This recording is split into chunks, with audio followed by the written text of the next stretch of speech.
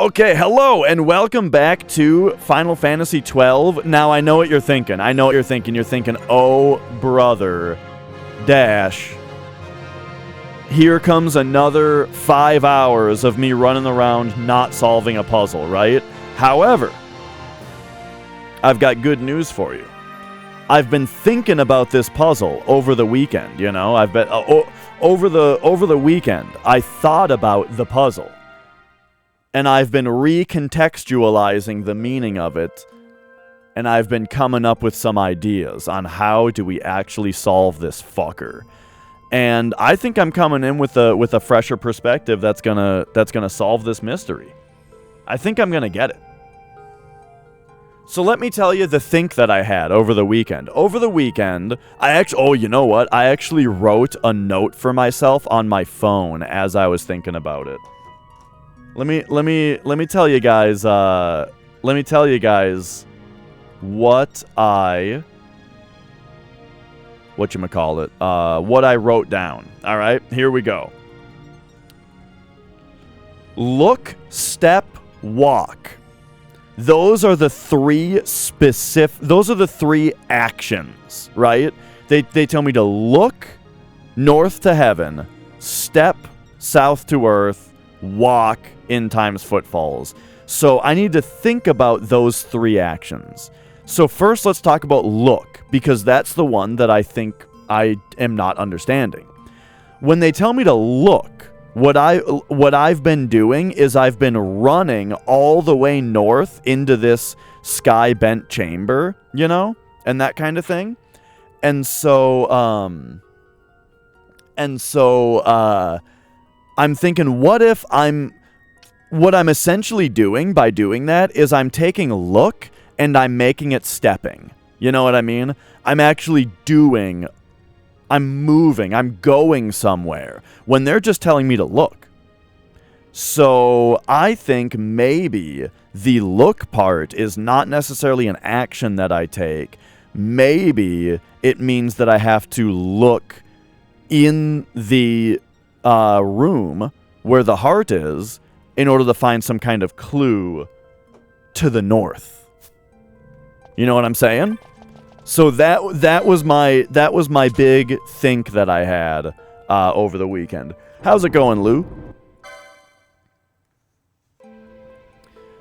I'm having a fucking wonderful time with this game. Like, this game has been an unforgettable playthrough for me. I've absolutely loved it.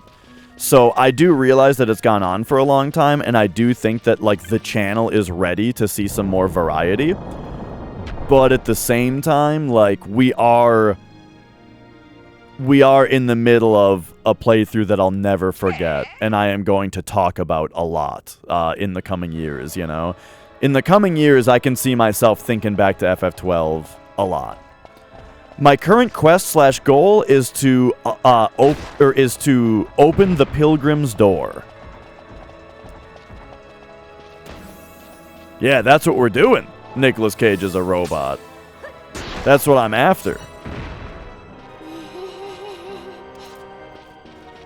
So here we go. I'm going to go back. Here's what we're going to do. I'm going to go to the waterfall room, since that is perhaps the heart of time. Stepping south is going to mean going through the mirror of the soul.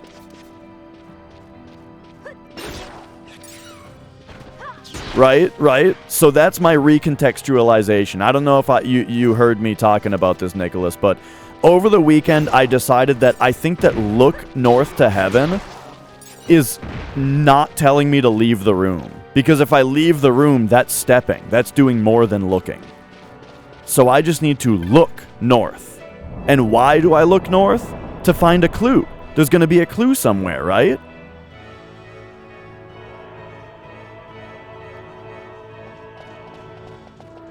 All right. So let's go. Let's do it. Let's see what kind of clue I can glean. You know what else is nice? Is that I feel like I can somewhat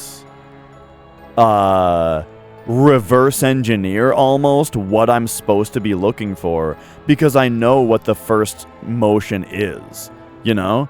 the first motion is leave out the right, come into the left.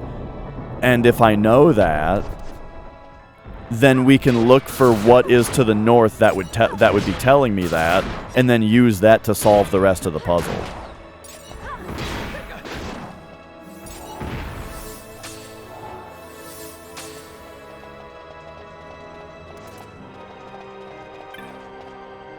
But let's just see.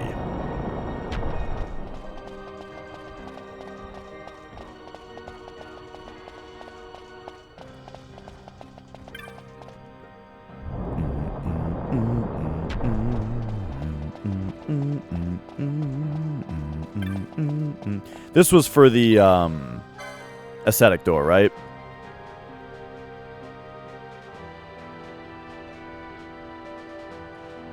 Land of Sun's birth, stray but once, day you must return. Yeah. That one was, man, that one was easy.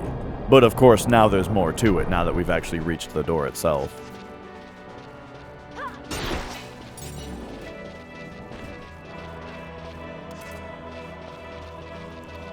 So I'm going to be looking at, like, environmental details. You know what I mean?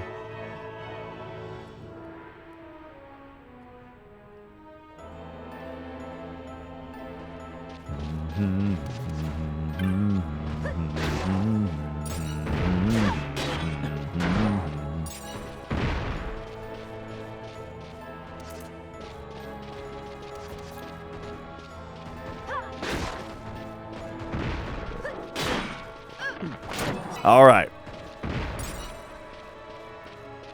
So here we go. Here we go. This is the new idea. From the heart, which I think is like here, look north, right here, to heaven.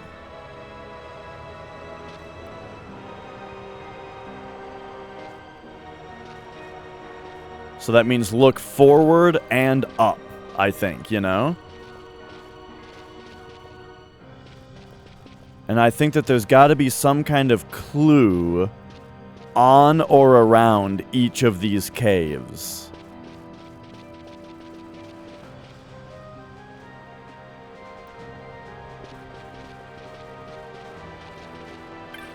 That's going to give some information.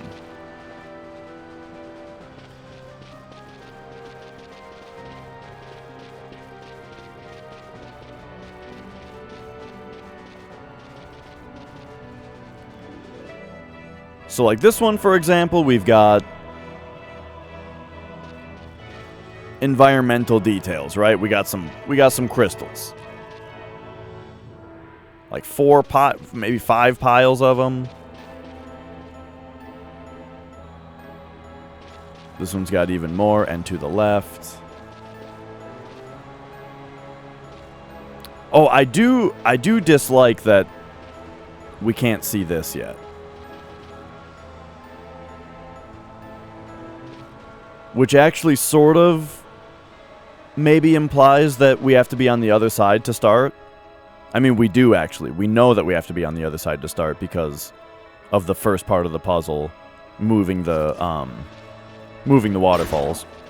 Except that, like I was saying, for all I know, that could be the last part of the puzzle. Moving the waterfalls in that manner. So actually, come to think of it, here's what I'm going to do. I'm going to start the puzzle by going in the left side center. In the left side center.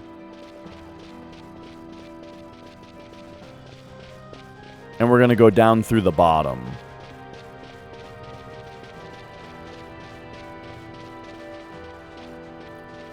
But also,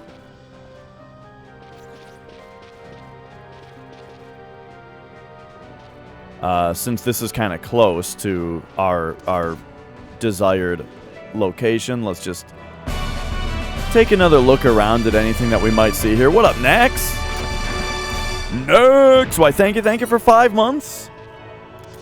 Great to have you here. Great to see you. All right.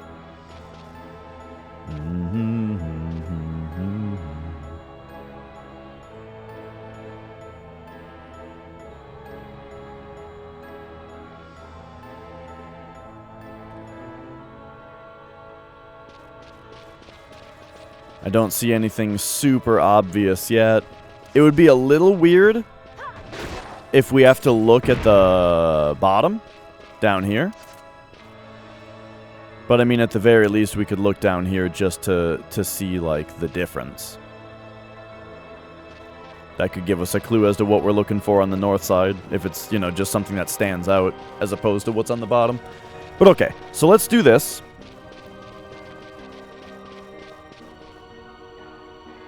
We'll go down this way.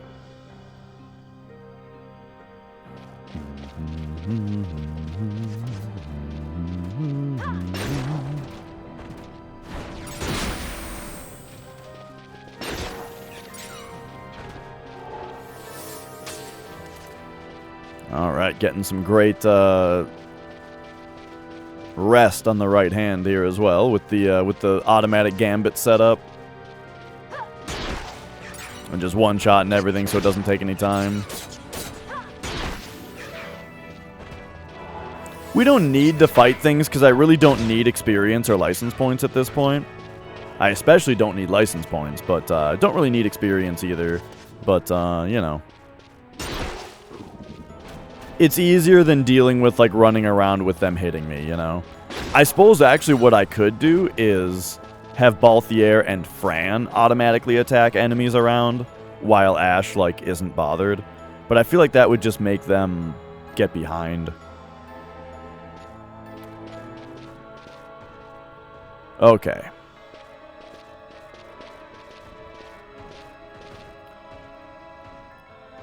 So, the question is there anything in this room that, like, implies where I have to go?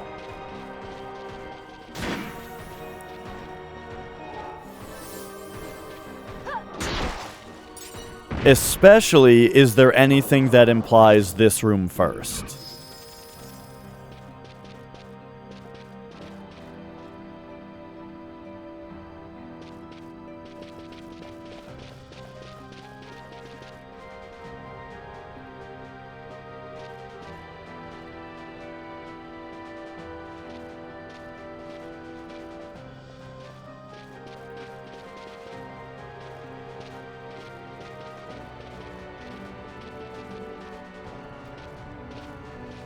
And if not, I also wonder if this clue that I'm looking for is actually in a different room. Like, I suppose just the idea of look. I feel like what they're specifically telling me with look is that there is a clue that holds the sequence somewhere. You know? And so, but if they're telling me, like, look north, I feel like that's telling me either it's on this wall is the clue, or it's,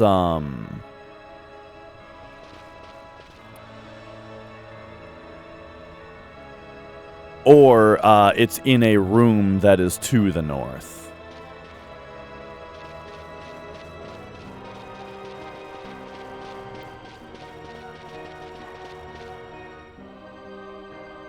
How nutty could it possibly be? Like,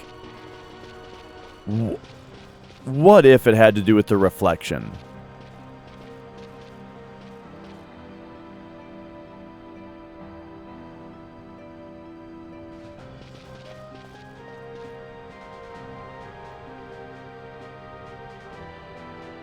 I feel like if it did, then the riddle would probably say something clever about it.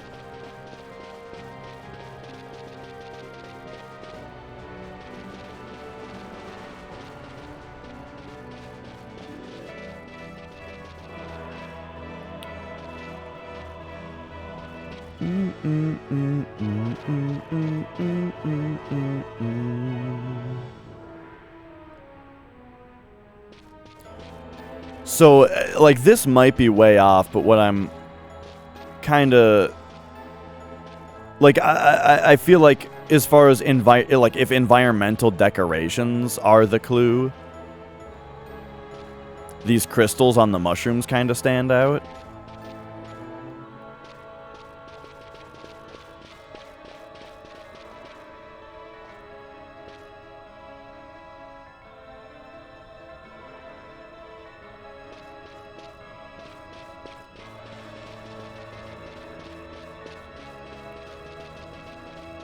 Or perhaps we have to, like, glance here and see if we can see anything beyond.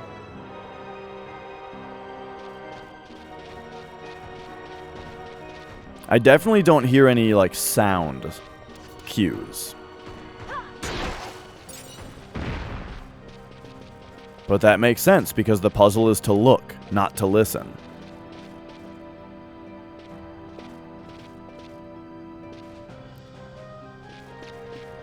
We've got light shining down. So this light shining down, this is actually just the spot where this waterfall can spawn, right?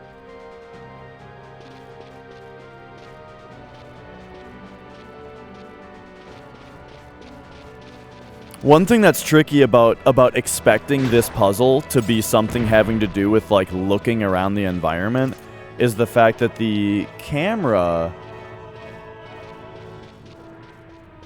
really doesn't let you look all that high.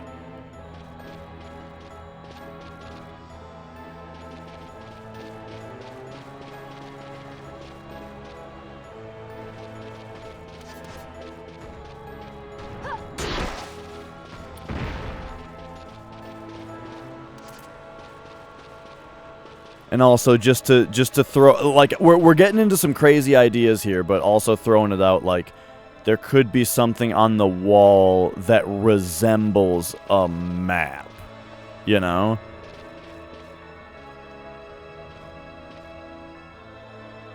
With some kind of marking on it. Like there's those vines over to the left.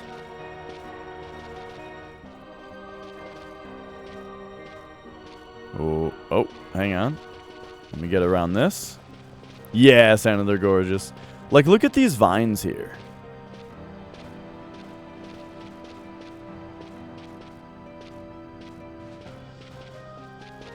I don't really see anything like this anywhere else.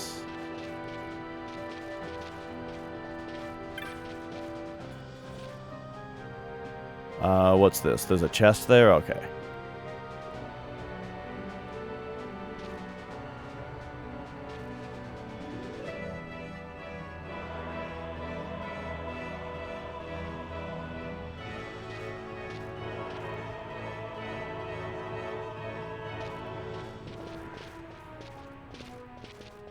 We may be getting just a little bit off track here with something like this.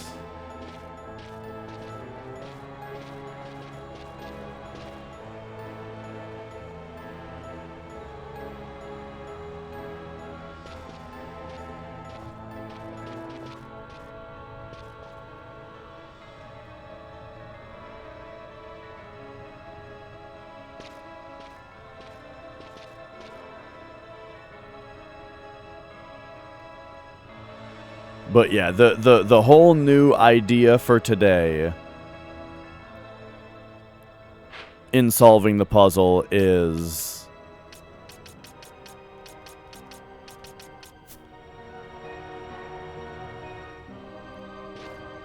look.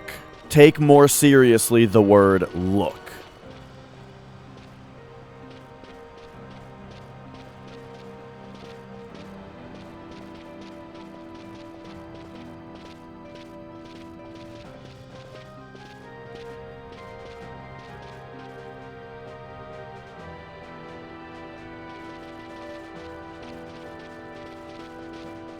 And I don't want to get back into, like, feeling like I'm brute forcing, because that's where I started to complain a little bit before, is when it was like I felt like I was brute forcing, and yeah, it's because I didn't have enough information yet, you know?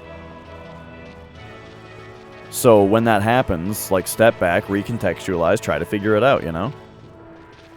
Try to find what the actual clue is.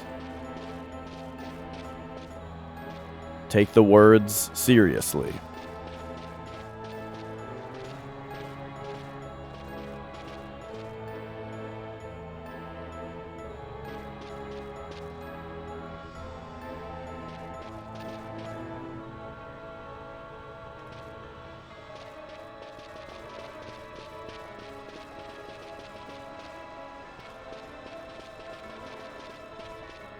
So these things are kind of colored as well. We've got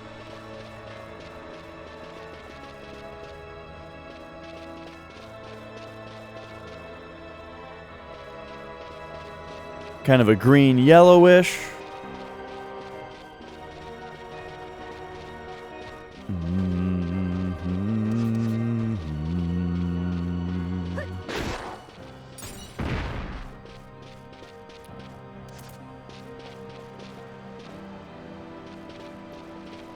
All right, maybe let's do the first motion and see if we can spot any, like, important differences.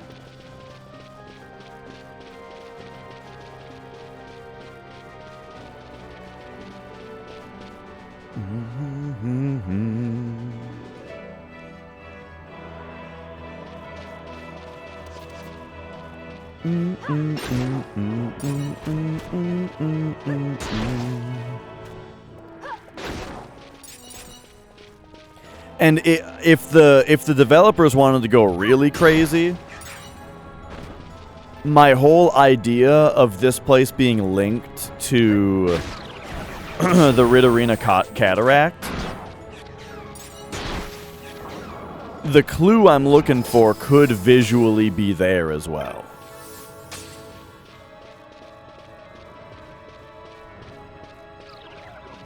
Also, since this kind of looks like a heart, just a little bit,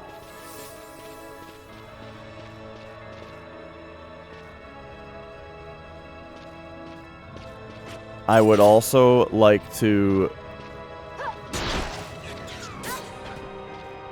maybe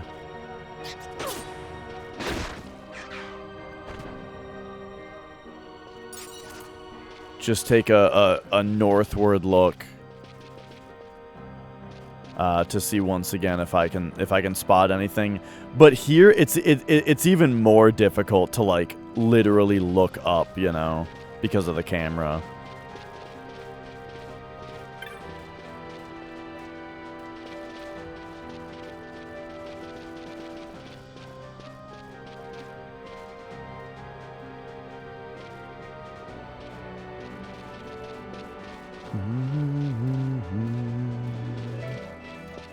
Okay.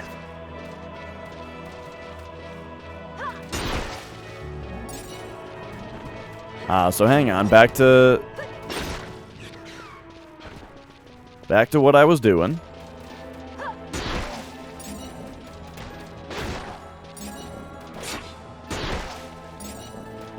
Bum bum bum bum bum bum. Also, did I look at my clan primer after that one rare monster? I did. I don't think it had anything neat in it either. If I go to bestiary,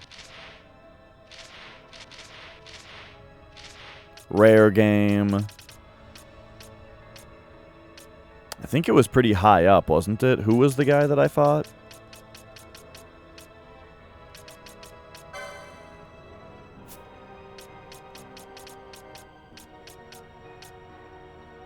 Wendis.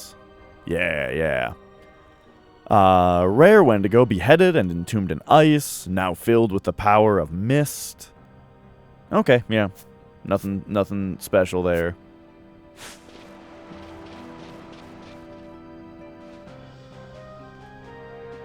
Yes.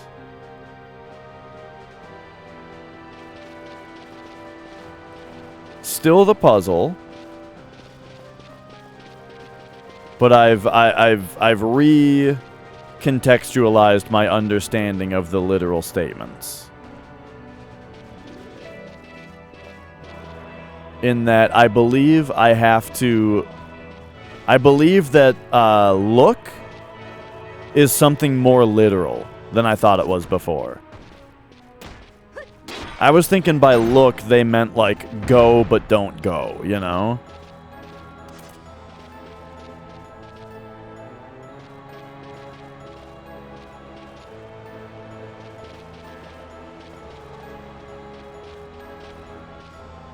So I kind of want to see what's changed here.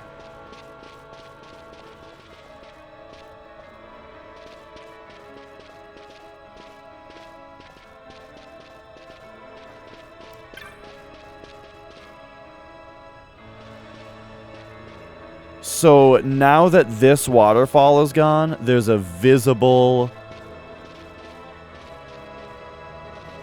Like, there's a visible crack up there.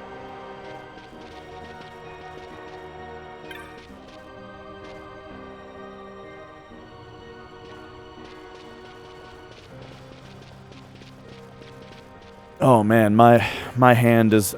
So here's the issue with, like, taking the puzzle as to mean literally look, is my wrist really, really hates the right analog stick.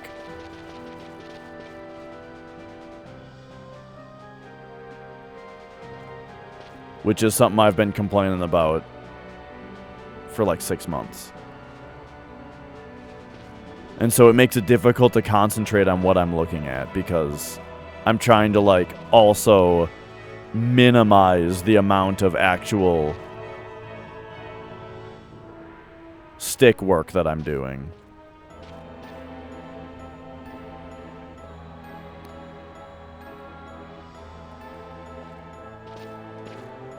Yo, Popo.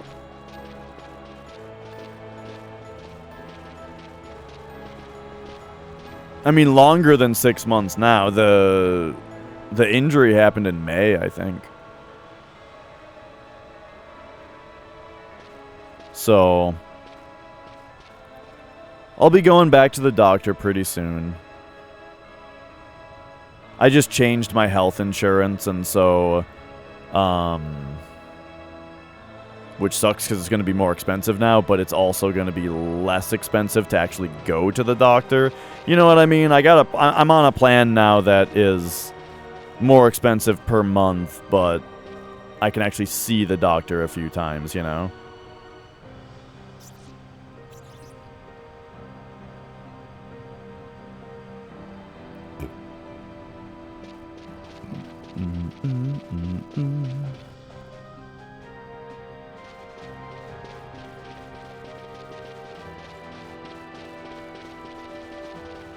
Okay, so I'm going to significantly look around this room, see what I can find, and then if I don't see anything here that seems like a clue,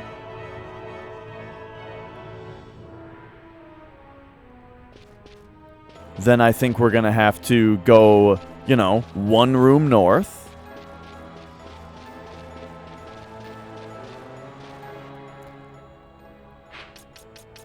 What if even, like, this weird thing in this room that juts off actually has a purpose, and it has to do with this puzzle?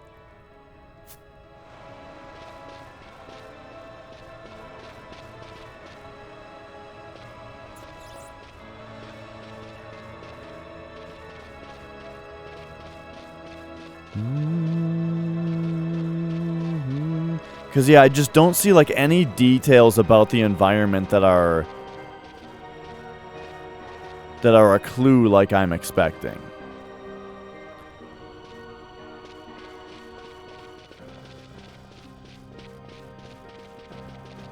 But I may have to be looking... I may also have to be looking from further south, you know? Like, to look into this room.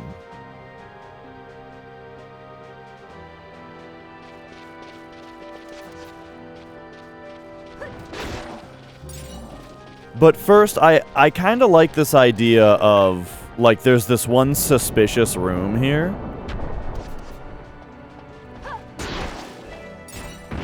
And so I'm going to go check it out.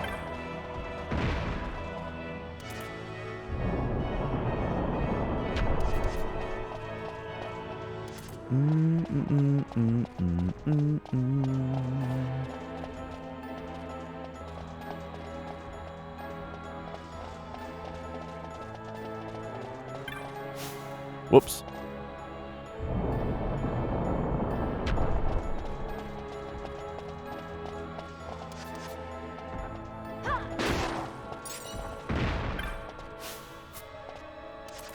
One thing that's interesting that I found out is, so after you go out the right and in the left on the bottom, you can re-exit the left and re-enter it, and it does not reset the waterfalls.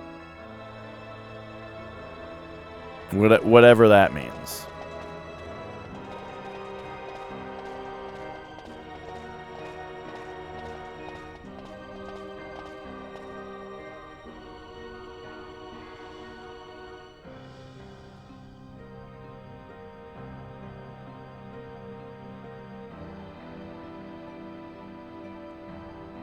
But yeah, looking closely, examining the environment here. We'll find it. No memory of this place. In the regular game, this is on the way to Arcades for the first time. And I think this is where you fight the 4 little, like, pumpkin head guys. Except they have different kinds of pumpkins. Like, they're not all actually pumpkin heads. It's like one of them's a little pumpkin head, one's a little onion head. And there's 4 of them total. I think that this is where you fight those guys. Or 5 of them, yeah.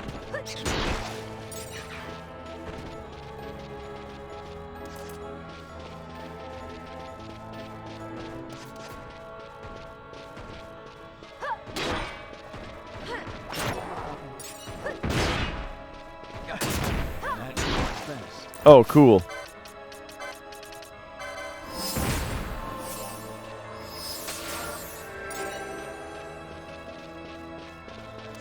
Okay. So once again, the new directive to solve the puzzle is look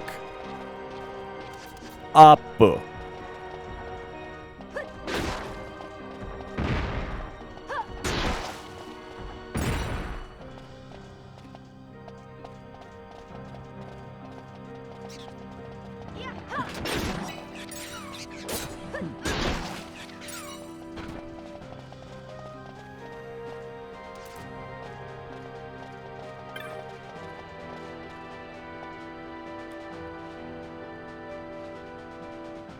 Yo, Fatal Error. Oh, we're almost there. I'm level 97.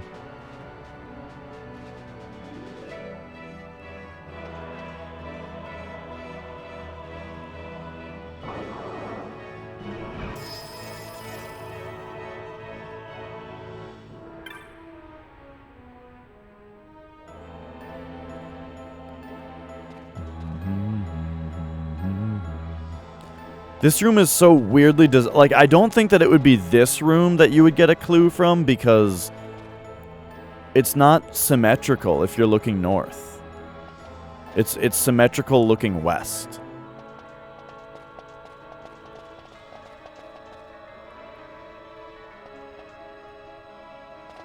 This is such a weird room, though.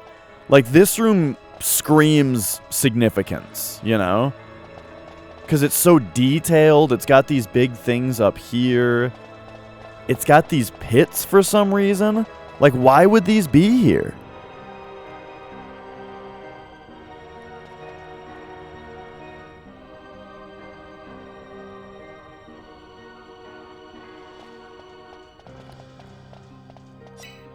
These pits hover, I believe, over Like, as in, I think that this is a tower, right?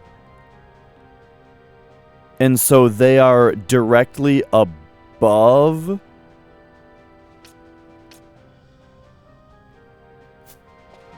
the Hall of Shadowlight.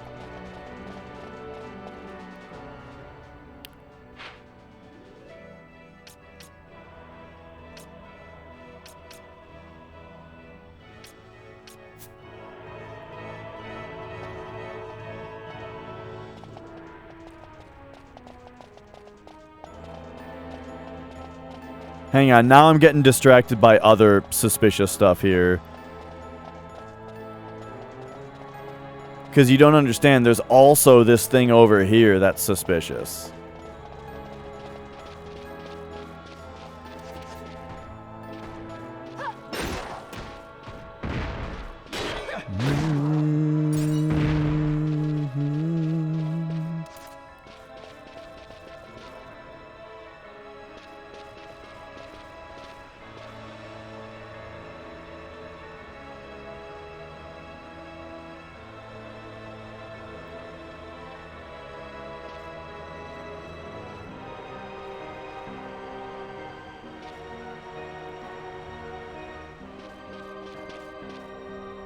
This is the only other spot where I'm seeing these vines.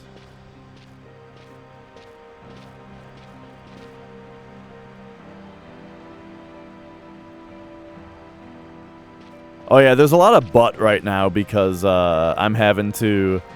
I have to look the camera up, but this is one of those games where it does that when you try to do that.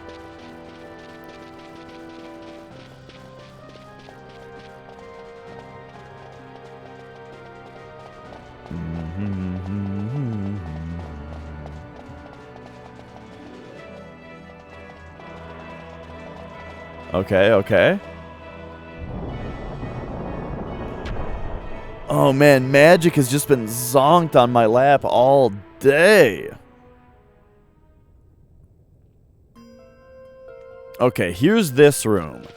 This is the other spot that I'm suspicious of, is like... What is this? Why is this here? And also, I gotta run to the restroom. So...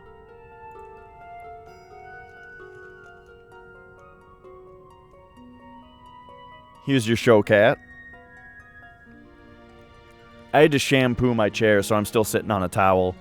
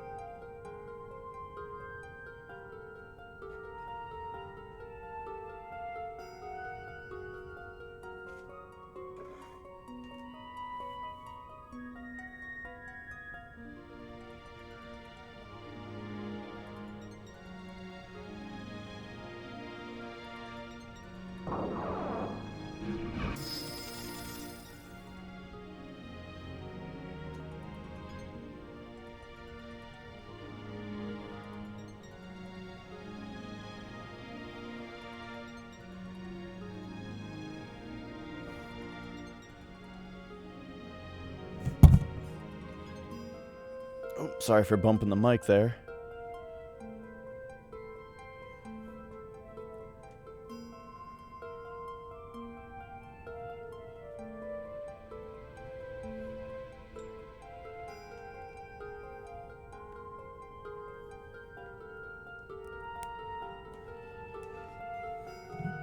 Whew, okay, I'm back. Oh, that's good water. Okay. So, where were we? I was thinking that, like, this... I don't understand this nook right here. I may be way off as far as, like, solving the puzzle goes, but... I just don't understand why this room is shaped this way.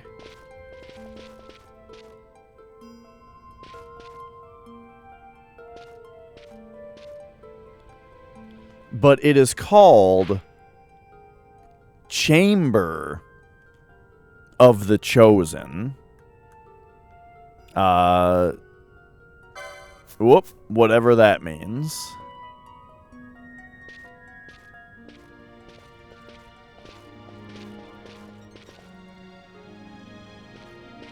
And yeah, I don't really see anything particularly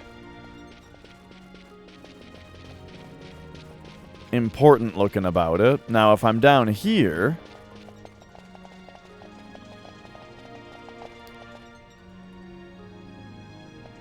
What's that?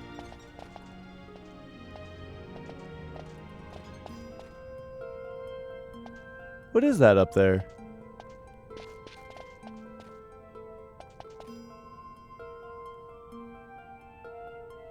Is it just a piece of rubble?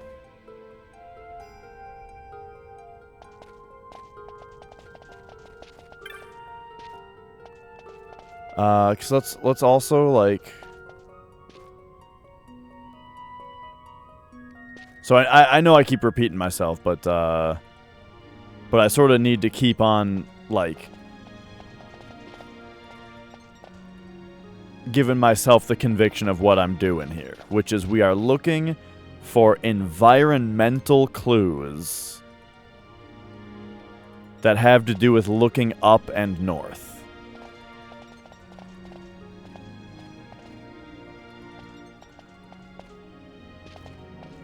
This is a unique piece of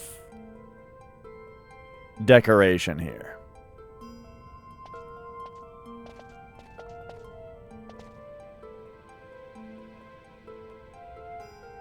I don't know what it's supposed to tell me, if anything. But, like...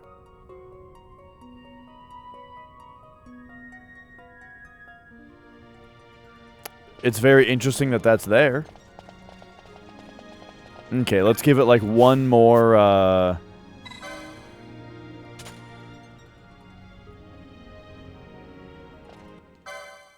one more view here. One more room north to check.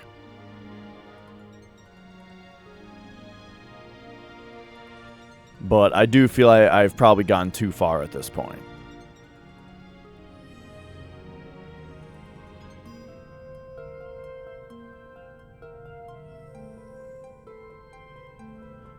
Whoa.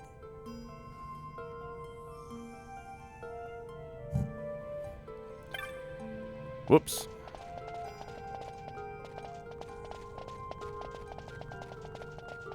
The disused pedal. Pedal? Pedestal.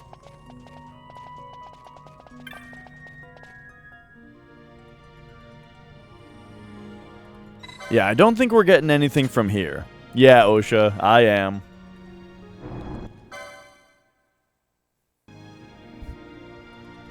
Okay. Oh, let me get a stretch going here. What up, 50?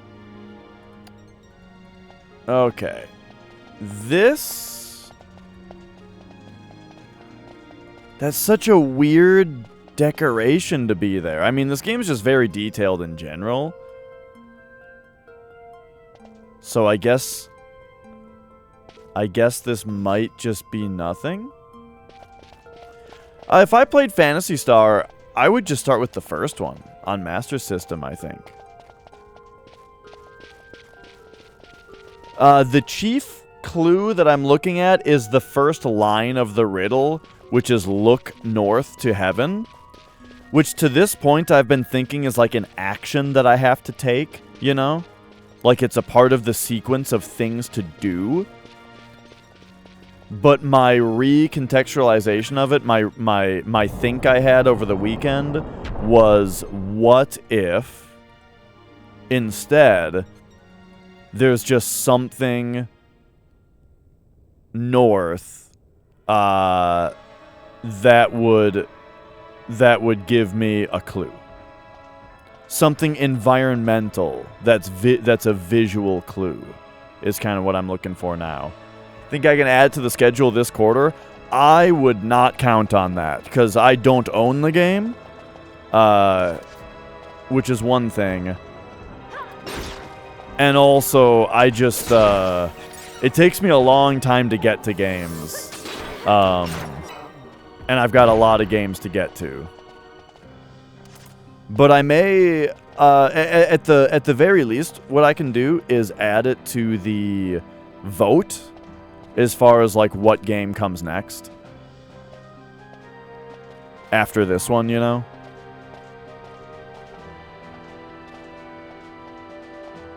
Okay, this is south, but like, yeah, here's this crazy room.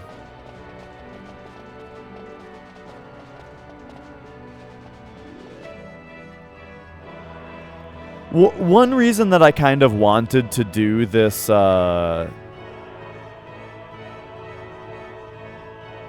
this deep dive into the environment is I knew that there would be a lot of details to find around here that would just be cool, you know? Like, look at this wall texture. I don't know, like, this is... I haven't looked at this place this closely before, and I'm noticing a lot of... Even though I've spent a lot of time here, I'm noticing a lot of details around that I didn't see before.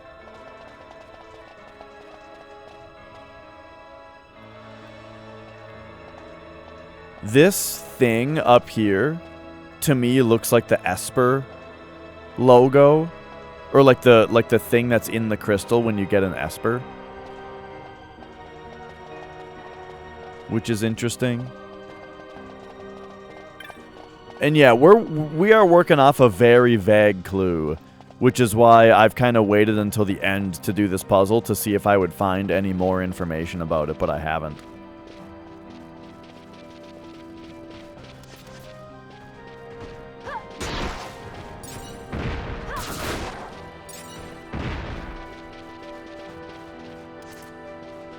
Okay, okay. It's also possible that this is a death's door situation where I'm looking way too far into a puzzle that actually is intended to be like end game after the last boss kind of thing. So maybe I should do the Bahamut.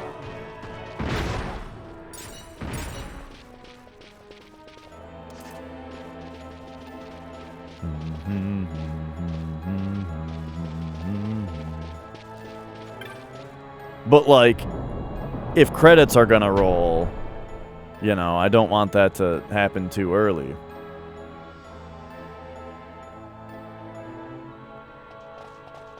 But who knows if that might actually, like, change something in the environment.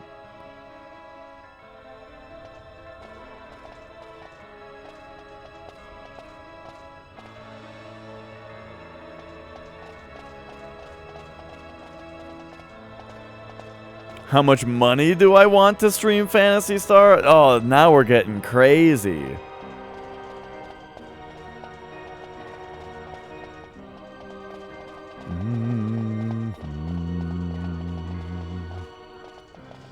I don't know. That's a little bit of crazy talk. Give you an I honestly I'm uncomfortable giving a number because it says a lot about me. You know what I mean? If I give you a number, it'll reveal things about me that I don't want you to know, perhaps.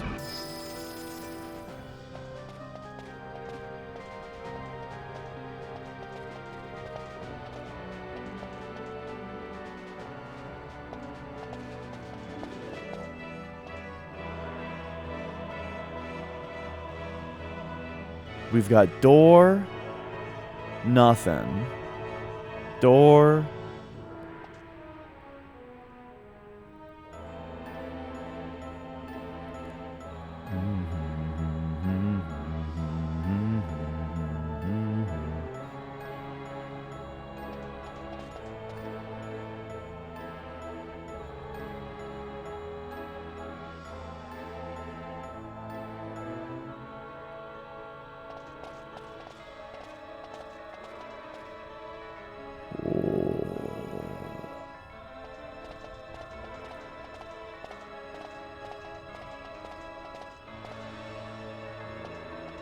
But we're talking Phantasy Star for Master System. Yeah, I mean, I'm somewhat interested in the game. I mean, I don't know. Not particularly, but like somewhat.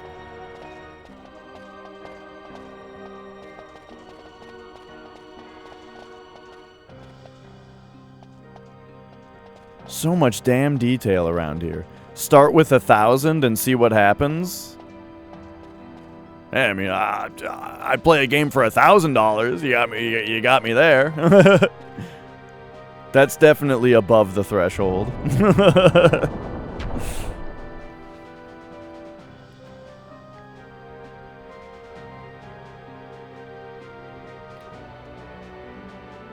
I don't know, though. If I were to get sucked into it, like this game, and then it's 200 hours, oh boy.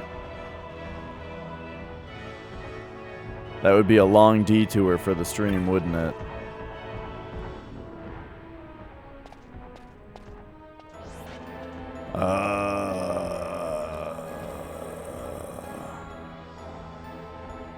Here's what I'll say about this game.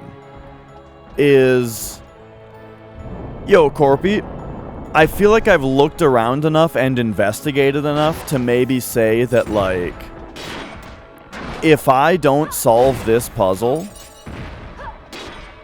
in the next, like, today, maybe, if I don't solve this puzzle today,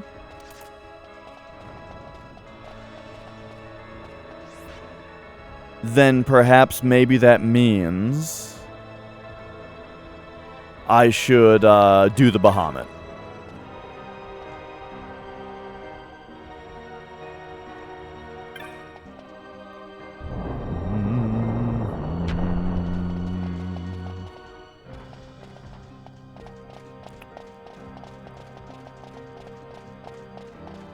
Bum, bum, bum, bum. Okay, okay.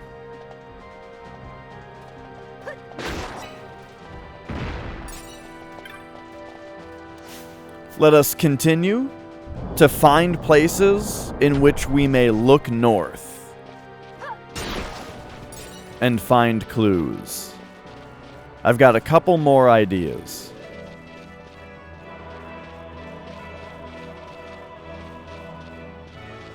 You know, one of them is go down to the mirror, right? Oh, thank you, Corpy. Glad you are enjoying it. All right, original waterfalls once again.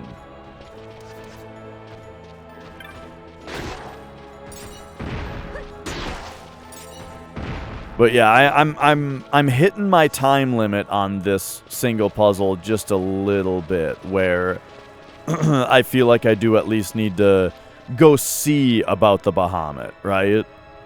See if that holds a clue. But what I don't like to do is, have you ever had this kind of thing where you finish the game with this kind of puzzle hanging? And so you're not exactly enjoying the end of the game because you're just thinking about whether or not the game is going to let you go back and try the puzzle more, or if it's going to be credits. And so you're kind of playing really tentatively and not very invested. Have you ever had this experience? Because I have, and it really dampens the ending of a game when you've got something like this hanging, you know what I mean? That said, though, the Bahamut might, for all I know, it's not the end of the game, and the Heart of Time is in there.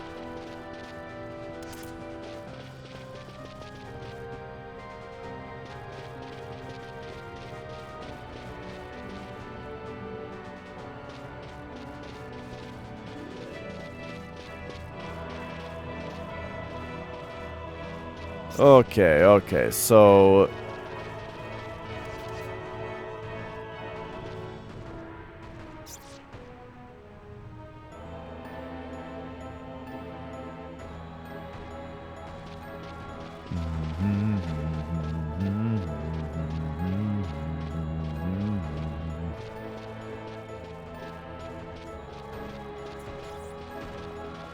Yeah. Players are expected to collaborate a bit, I'm sure.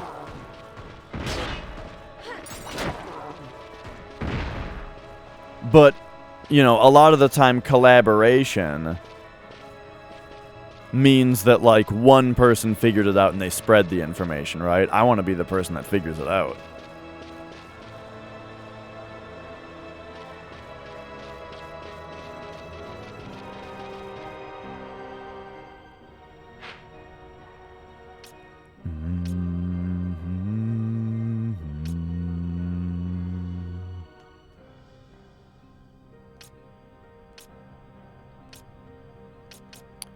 Okay, let's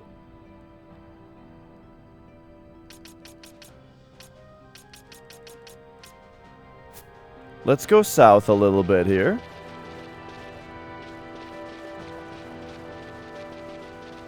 Whoa.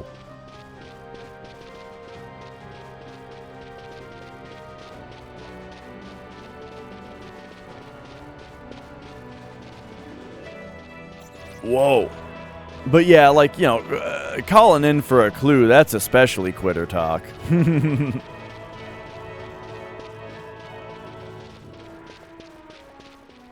Yeah, so this is like an optional puzzle 50 where there's just a door that says it's locked by an unknown mechanism.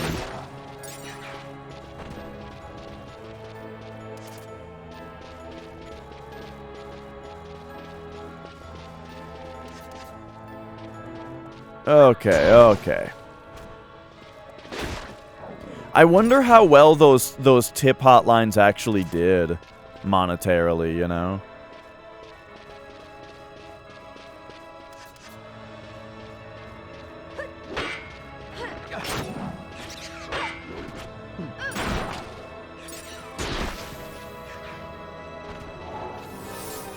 Do I have the right characters? I don't think the characters matter.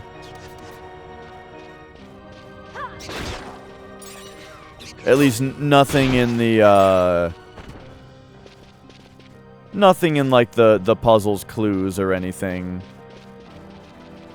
suggests to me that I need to have specific characters.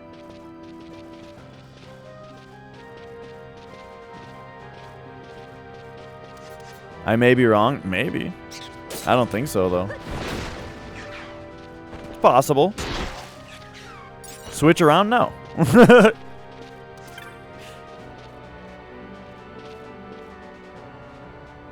That would just be further brute forcing.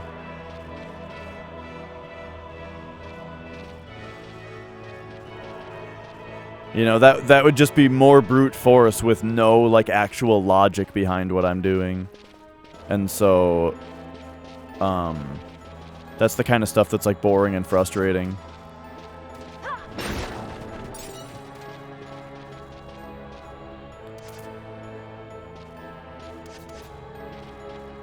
So, I do think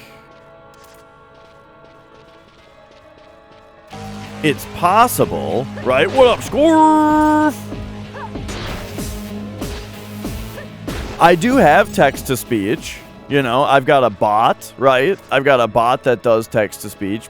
However, you're right, though, that I should probably enable it for other business. But Scorf, thank you so much for 19 months at Tier 3. Goddamn.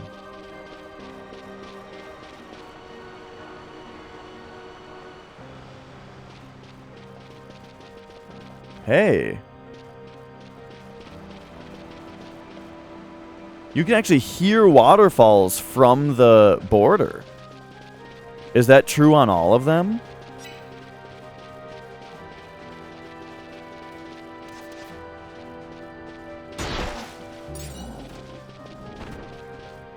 Probably.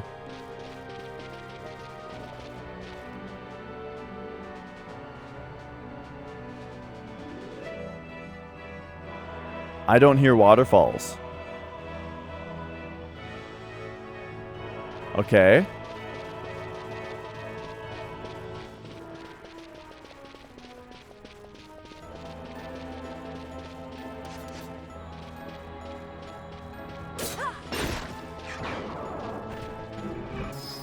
Could there be a sound element to this after all?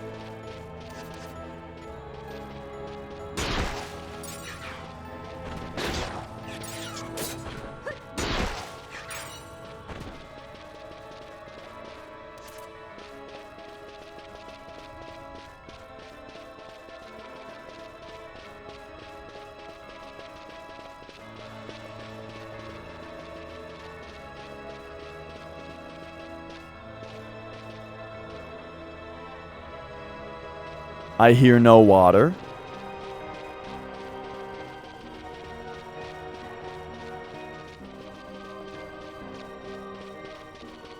Okay.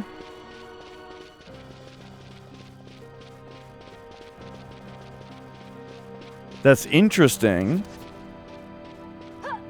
Let's see if we can elaborate this into something. The problem is, if I go into the next room, then I hear waterfalls all the time because they're in that room. So this, like, sound of the waterfall here, if anything, only tells me what I already know. And I'm not confident that it's going to tell me any more.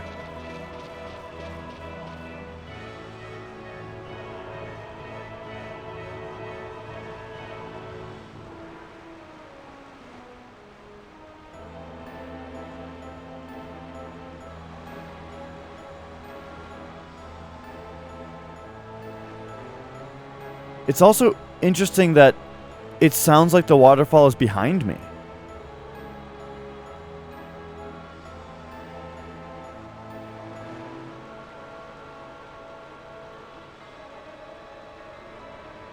So from here, the waterfall is behind me.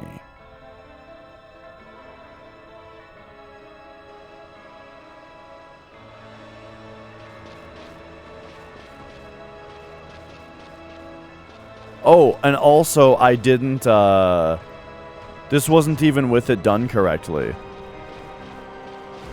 Wait, that's weird. So this is without me having left out the correct side.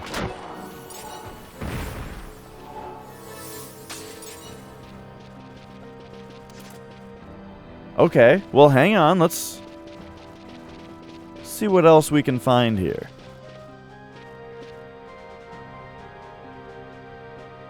Nothing special about this one. At least not from this room.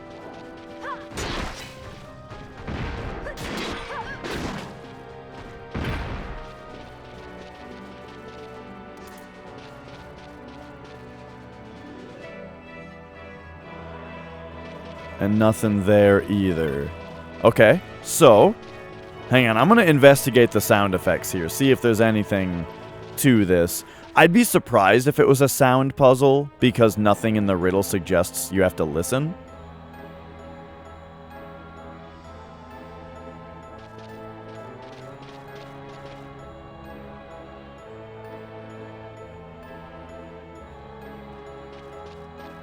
Nothing here.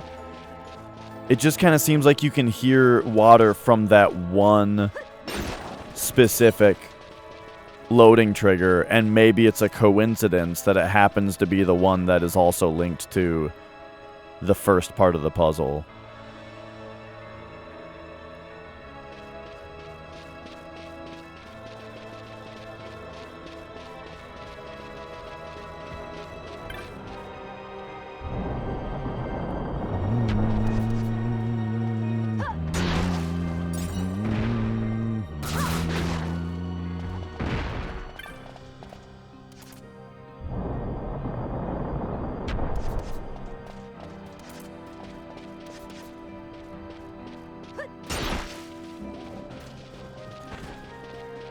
A literal heart has like 4 quadrants, right? With names.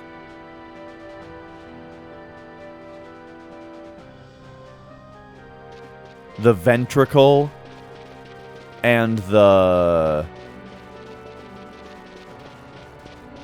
There's like a left and a right ventricle and a left and right atrium. That's the other one.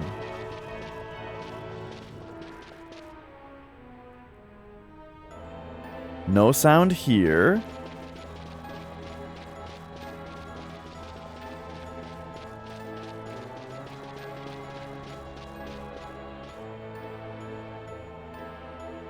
And no sound there.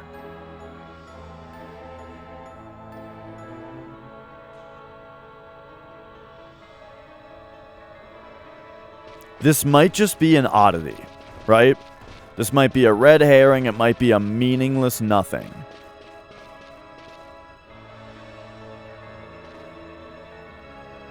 But it is interesting. Let's take a look again.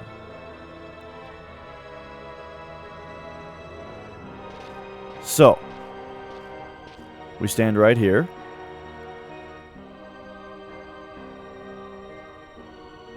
And I hear nothing.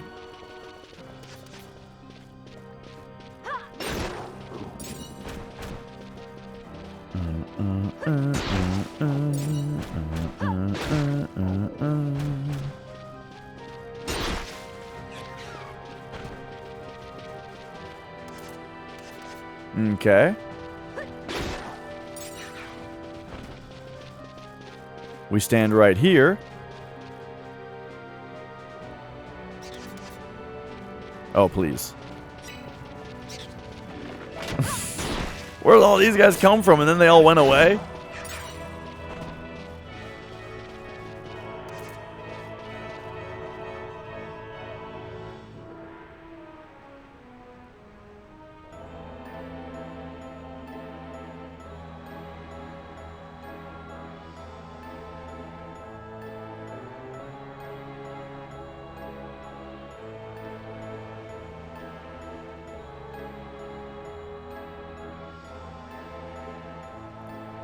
I feel like I've very lightly hear water from that one, but it's extremely faint.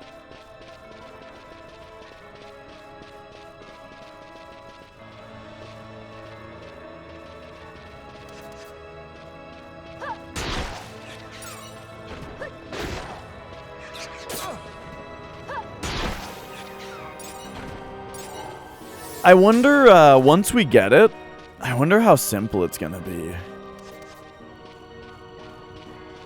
You know, like I wonder how obvious in hindsight it's going to feel.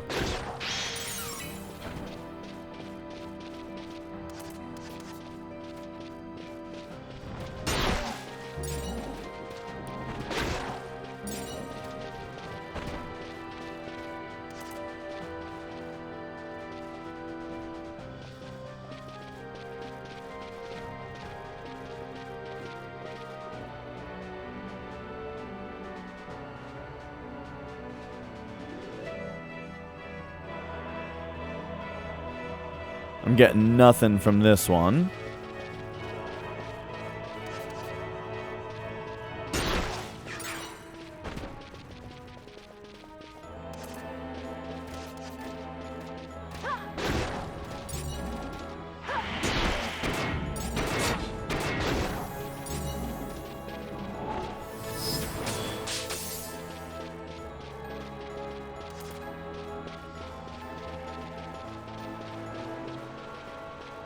And now here,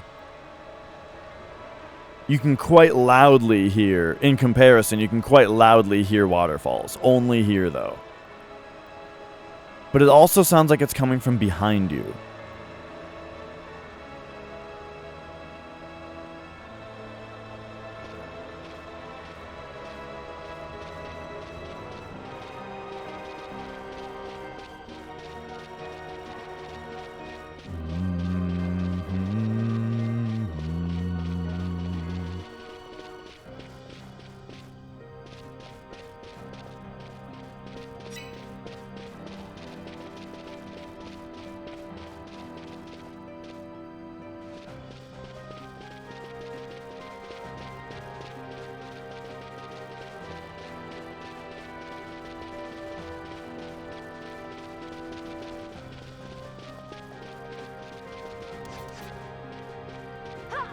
Alright, I want to give one more listen to the one that's over here.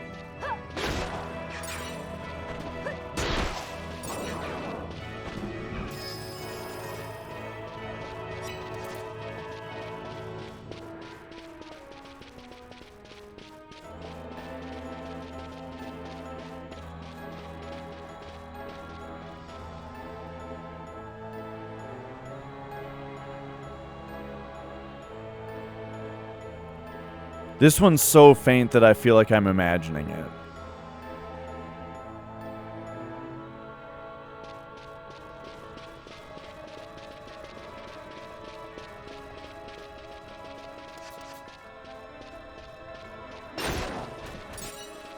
But yeah, it's so much quieter than the other one. So now I wonder if, like, is this the puzzle?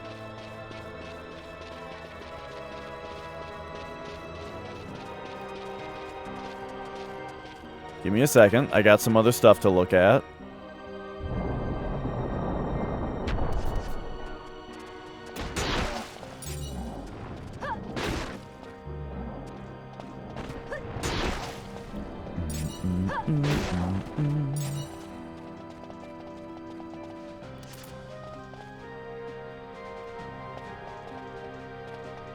Okay.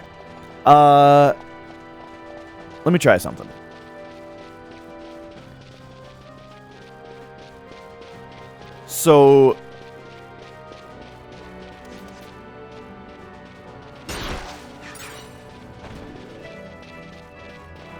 So let's start with step 1, right? I feel like what we're about to do is something that I had to have brute forced in the first like 5 hours of looking at this puzzle, but now I've got further insight.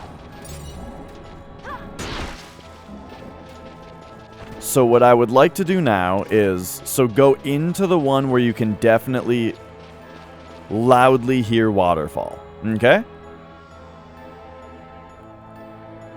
And it says this to you.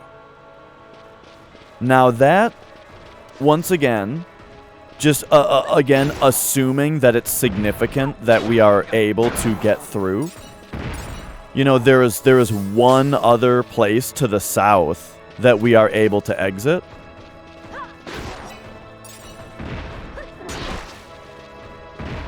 Which is this place over here. I don't know why they would bother to have all of these exits to the top if they weren't part of the puzzle, though. So I imagine exiting to the north is gonna be part of the puzzle, but for now, what I would like to do is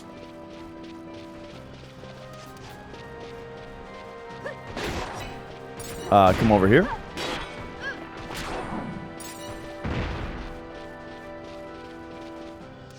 Exit the only way that we can to the south. And then listen again and see if the waterfall is in a different spot this time, maybe. Like, what if we just come back?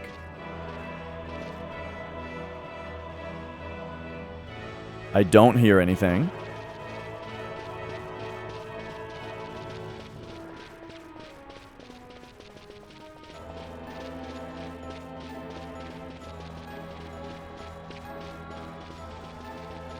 We come over here.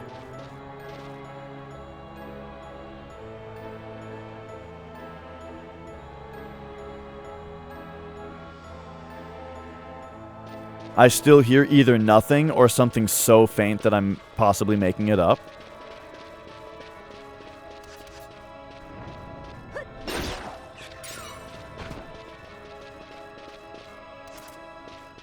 Or maybe I'm supposed to listen. I think I already did, right? I listened to the northern exits. But that wasn't after I changed the waterfall, so I'll have to pay more attention to that as well. You know, this is with the assumption of the bottom right.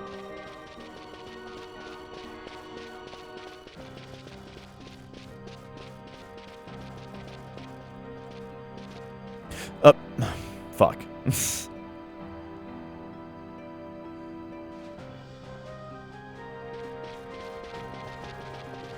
I accidentally walked through trying to get too close.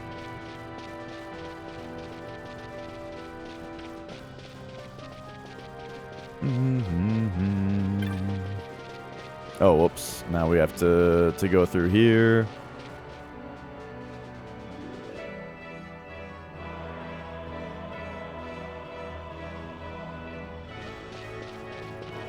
Okay, hang on. Nicole texted me because apparently I can't go super late today.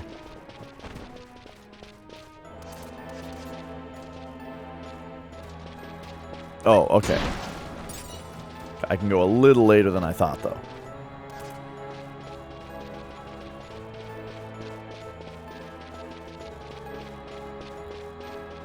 Bum, bum, bum, bum, bum, bum.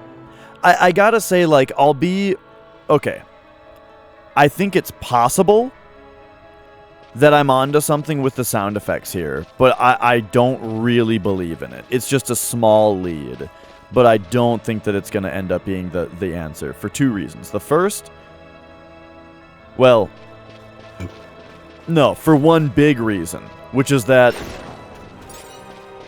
it doesn't have anything to do with the riddle.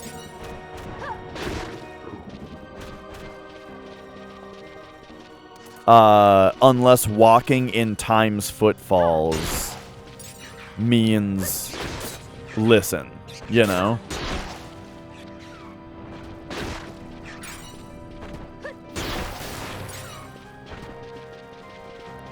But yeah, I just don't see it. I don't see how it relates to the puzzle. Or to the riddle. So I don't think it's that.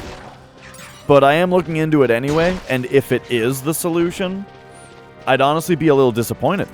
Because it doesn't have anything to do with the riddle, you know? But we'll see. We'll see what happens. Perhaps it's just an alternate solution.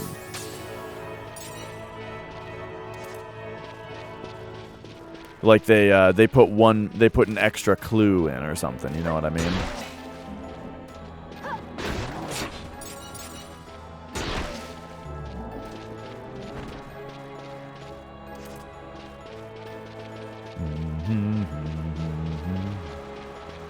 Yep, very loud waterfall sound effect. Okay.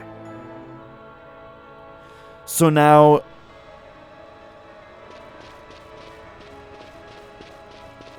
it could be that I'm supposed to just go right back out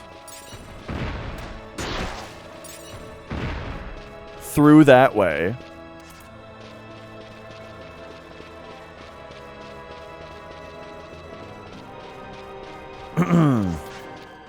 But once again, I'm very caught up in the idea that because the change in waterfalls on that one gets rid of the one in the center that stops me from coming over here, then the next answer is definitely one of these three. Which means I'm even going to listen to these three right now. Like, do these three make a sound?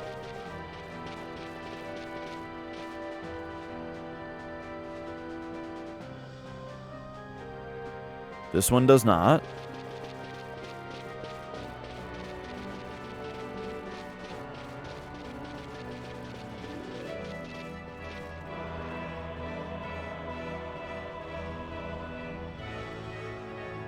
No, I don't know if you heard, Radium. I found a rod, like a very like significant one. It's just a weapon, but still. But he wasn't interested.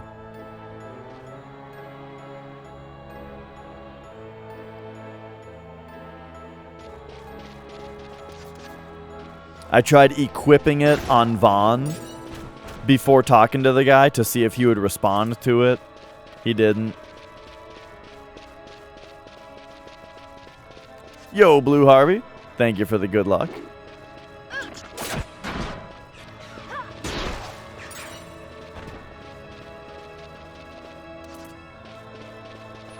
But yeah, I'm getting very close to the point of saying that, like, I will return to the puzzle after just doing the Bahamut at some point to see if I get any more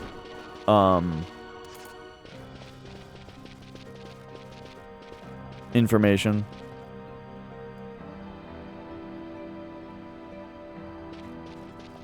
So yeah, this one's dead silent.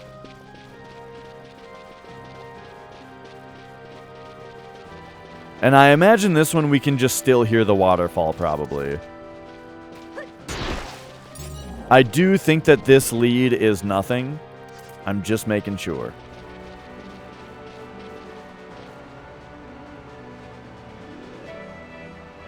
Indeed, we can still loudly hear a waterfall behind us for some reason.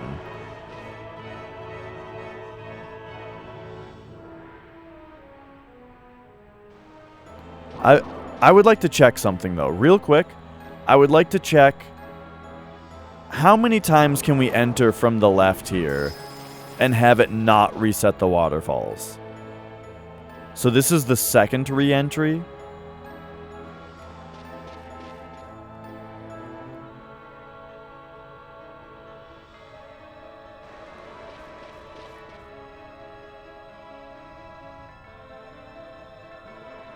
This is the third re-entry.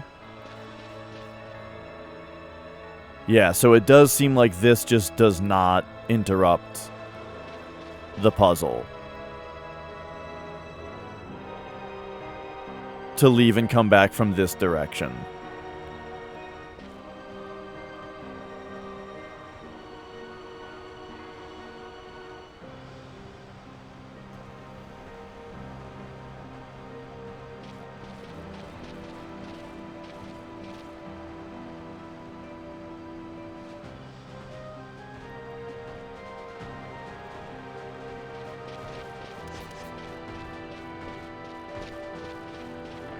I'm noticing also, interestingly, there is a spot that would cover up right here. But I've never seen it on.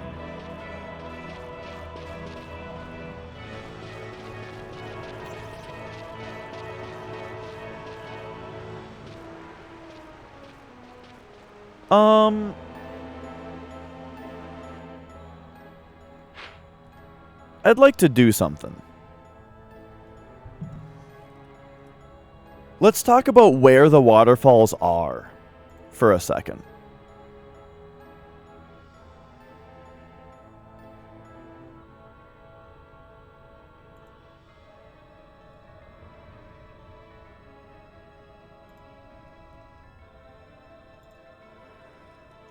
No, I'm taking a screenshot of the game. Hello? Oh, right. I didn't copy. I didn't print screen. I took a screenshot, so I have to open the screenshot.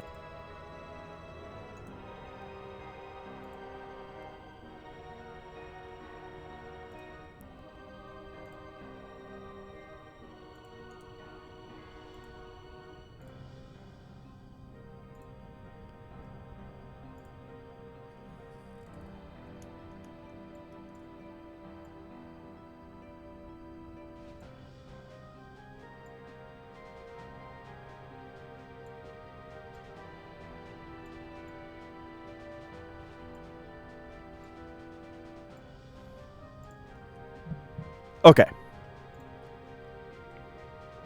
So, where are the waterfalls? One is right... We'll make it blue for water. One is right here.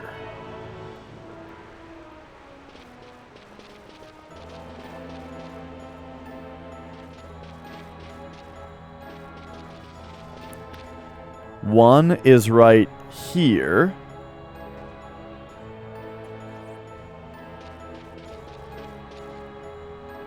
One is right here.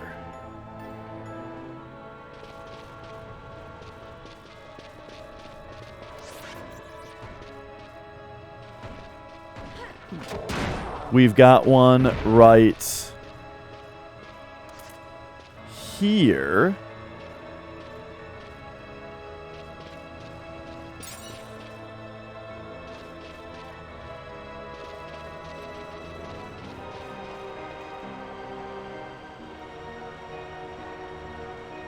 One is right here.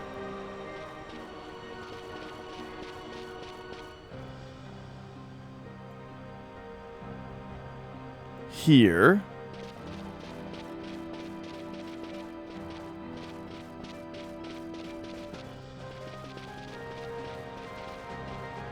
This one's kind of bizarre, actually. I don't even know what this one's for. But there is a waterfall right here.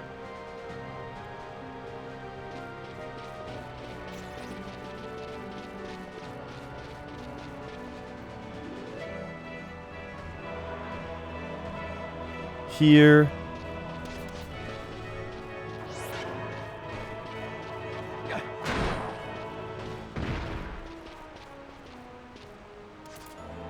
Here. And lastly,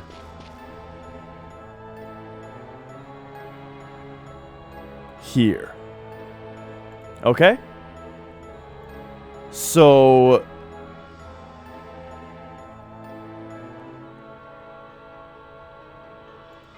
those are all of the spots where waterfalls can be. 1, 2, 3, 4, 5, 6, 7, 8, 9, 10. 10 waterfalls. 10 exits to the room.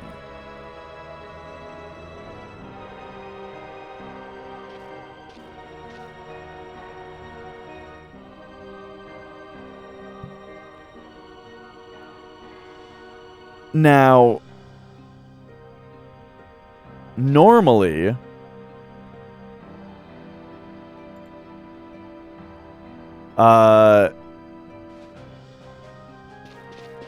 let's do like a...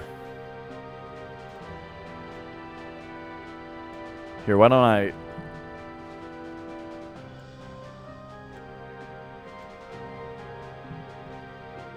Why don't I paste another one down here? And then, like... This is gonna look weird for a second, but we're gonna scroll it up here.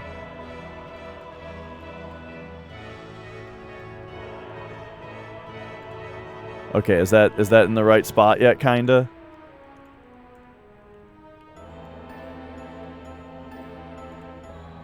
Okay, so here's a copy of it.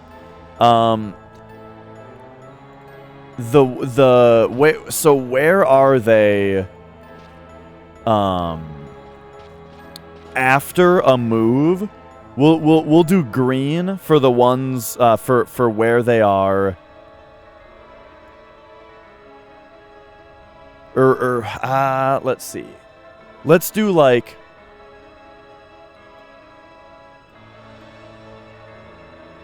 It's hard to tell the difference between the green and the blue. So let's do black and draw an X through the spots that do have waterfalls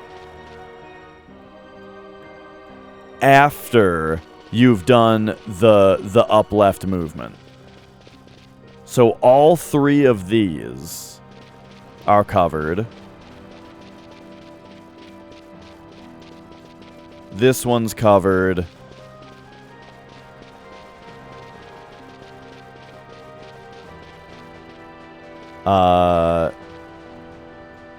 And these 2 are covered. So that's what happens to the waterfalls after you go through the first time.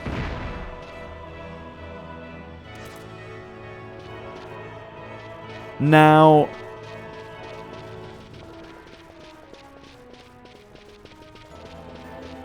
Now, where are they the first time, though?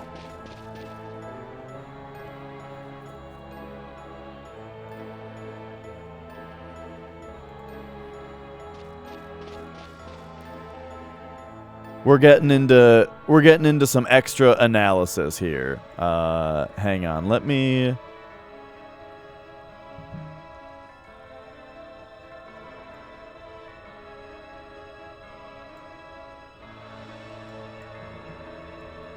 Let's get another one of these out here.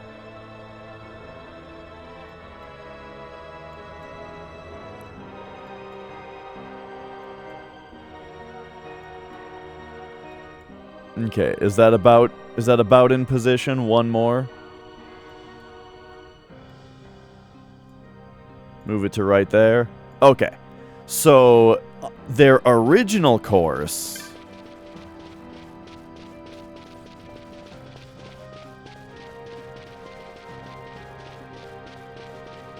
is to have this one blocked. Wait, really?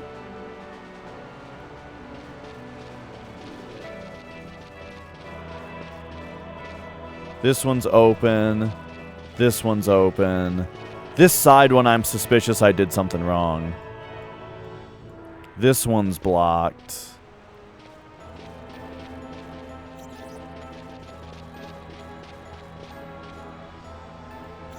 This one's blocked. This one's blocked.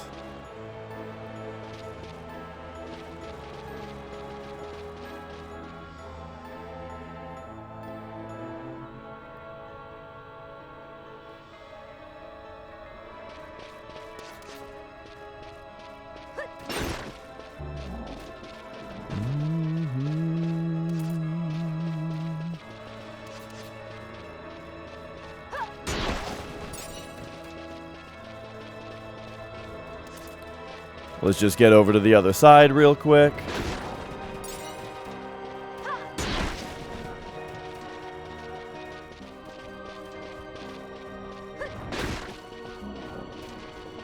Oh, where am I going? Oops. Well, hang on. I know I've got this covered up. I'm just looking at something real quick. Okay.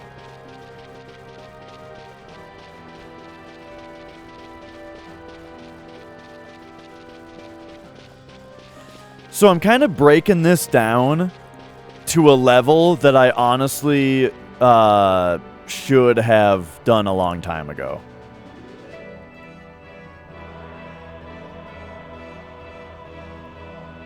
Like, I should have been looking at this puzzle this way a while ago. That one's open. This one is blocked. This one's open. This one's blocked. So total, there are 4 waterfalls that are open. And here, there's also 4 waterfalls that are open. So 6 of them are blocked.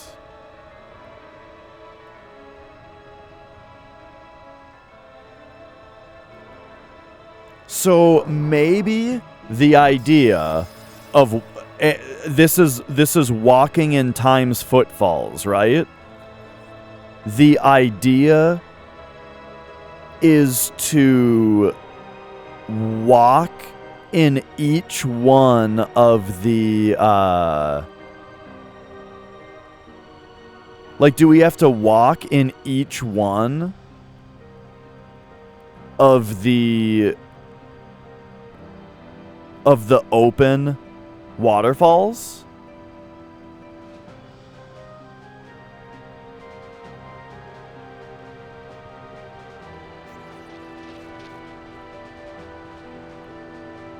And, like, the only way to do that, starting out, would be to do something like a path that's like, I don't know, maybe come down here because it's the middle one, and then go down and then up like this, and then come around like this, which will put us into the other one. I mean, this is getting into real wacky territory here. What I'm describing.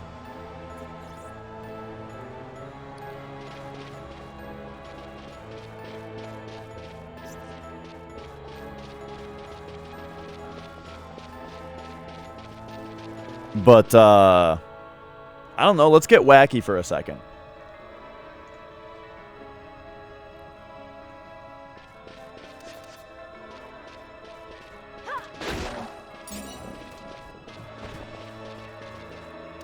Let's see. I got rid of the, Yes, okay. So we're back to this. Okay, where is this now? All right. Let's get wacky. So I'm talking about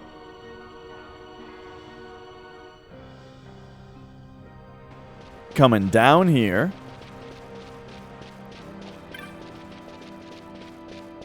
and walking through the spots that will later be covered up by waterfalls.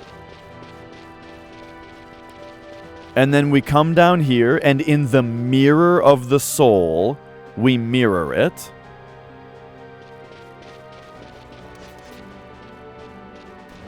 I would love the Bravely series. So I played Bravely Default 1 on DS. And while the gameplay, like the battle system, was really, really good, and the job system was really good, and there were some great bosses and stuff, I hated the story so much that I think it drugged down the rest of the game. The way that the game just becomes a boring nightmare of looping the timeline and stuff, I really, really disliked.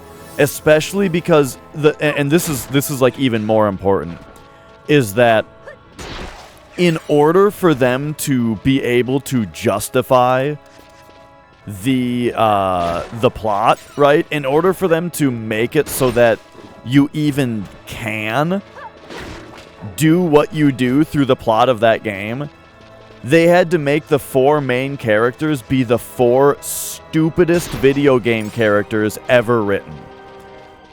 Just a bunch of fucking morons to be able to get fooled by the plot. You know what I mean? And I hated that about it. And like it made the gameplay kind of a slog to have to keep on, like, you know, going through the motions in the way that they expect.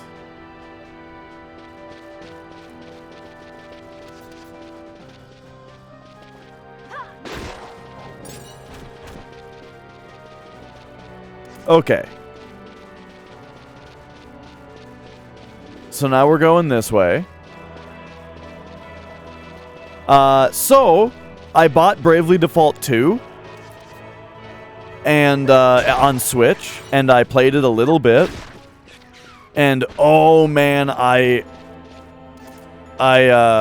hated it even more.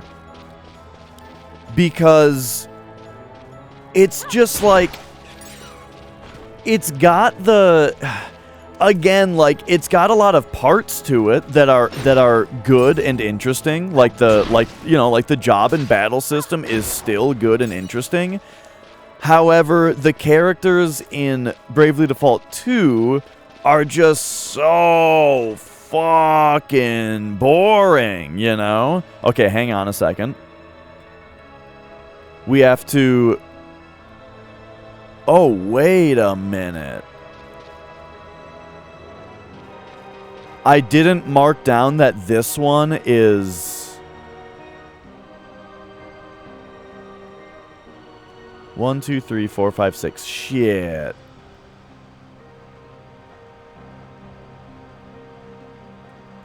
This one is actually gone. Okay, let's make sure that I did the rest of them right. So that one is also X'd. We go through here. But it's like, I was trying to enjoy Bravely Default 2, but every single bit of writing in the game was just the laziest, most boring, fucking humdrum nothing talk I had ever seen in the game, you know? Where like, just, it's just all the most predictable, boring dialogue in the world. And the way it's presented is also very boring, where the characters just like,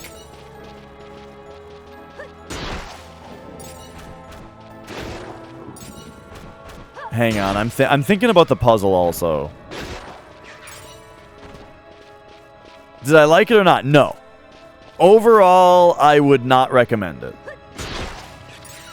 It is, I think Bravely Default is the epitome of wasted potential. Let me put it that way. The epitome of wasted potential. There are things about the game that are excellent, but overall it's not a recommendation from me. Because it's too stupid. Also, Silent Bob has redeemed random game review for any PlayStation. Any PlayStation, you say? Okay, I'm gonna need a second here. We are in the middle of a attempted puzzle solve. So now we go back in, and this is where I think just nothing will be different.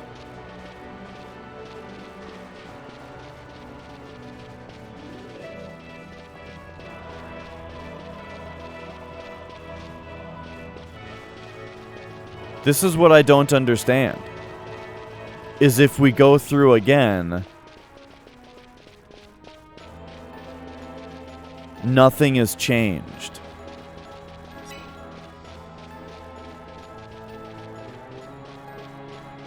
This is exactly the same as last time. So the idea of going through the waterfalls, of like the idea of like going through the spots where the waterfalls are no longer, and doing that the first time as well, is not really helping.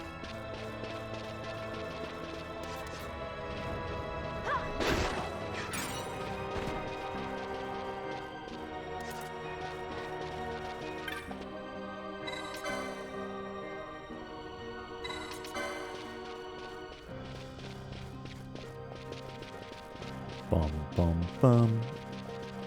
Mum mum mum mum mum.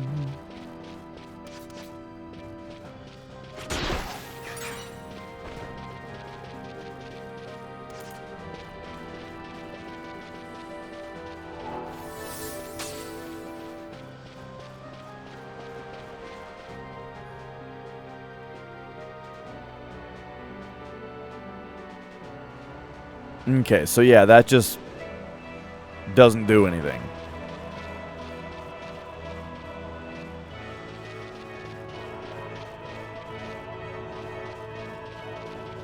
Once again, I'm going through.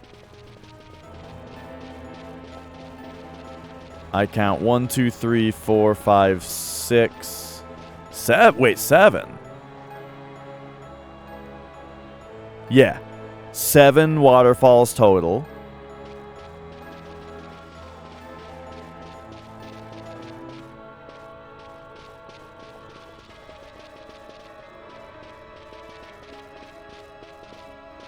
I think it was 6 at first, wasn't it?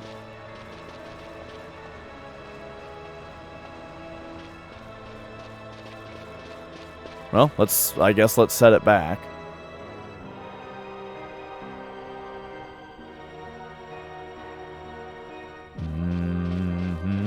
Oop, and I'll double check that, and then I can get to that game review.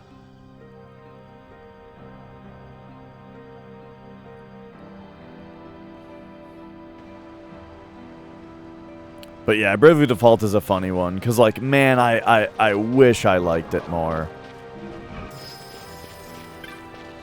Where things started to go wrong with Bravely Default 2 was that when you get to, like, the desert-ish area, and there's that dungeon that's off to the, there's a yeah, this is closed on regular also. There's that dungeon that is kind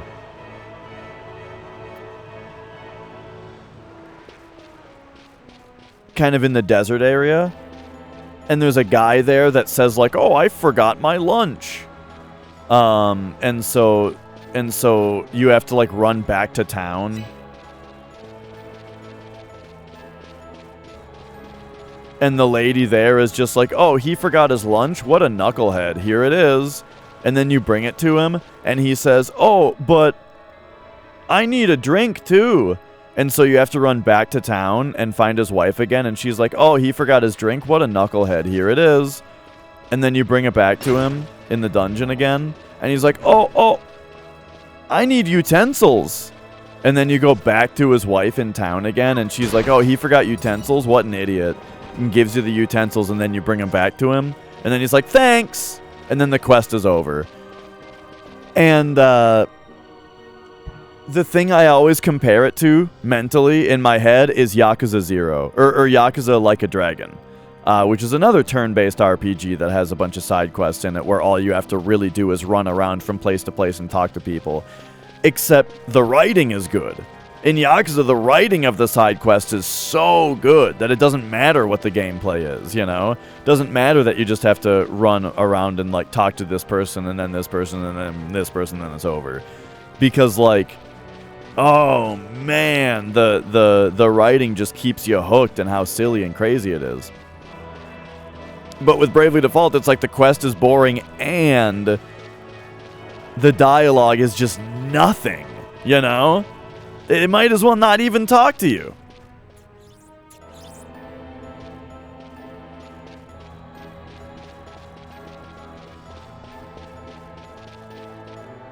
And then also I like in RPGs in like FF7 and stuff, right? Where you've got a field and there's little characters on it and dialogue boxes come up and the little characters move around and interact with each other. But for some reason in Bravely Default, instead of doing cutscenes like that, they blur the background out so you don't even see the environment that you're in because it's blurred out. And then over in the foreground of the screen, like a visual novel, they just show you the characters talking back and forth to each other. And it's not even like a visual novel's good art style. It's just the in-field. It's the same character models that they've blurred out from the background. It's the same character models that are on the field, just closer up and just standing there not doing anything. They just talk back and forth at each other with barely any animation at all. Just standing there. Oh, so like the dialogue is boring and the story that they're getting across, as far as I saw, was boring, and it's being presented to the player in the most boring way possible. So I just couldn't do it, man. Okay, anyway, so that's the thing too. I feel like there was more that I was gonna say about that concept though, of the blurring out. Oh yeah, speaking of blurriness, also, did you enjoy the motion blur that was all over Bravely Default 2, where it didn't look designed for it at all? In fact, it's a game that is designed specifically in a way that should not have motion blur on it, but it looks like they just slapped motion blur on top of it because it's on the fucking Unreal Engine, which has motion blur built in, so just turn it on, and it looks so fucking bad when you've got an overhead camera that is panning with the characters. So, like, you've got an overhead bird's eye view camera that smoothly pans to follow your characters as you run around, which just makes the environment blurry. Just anytime that you're moving, everything around you is just blurry.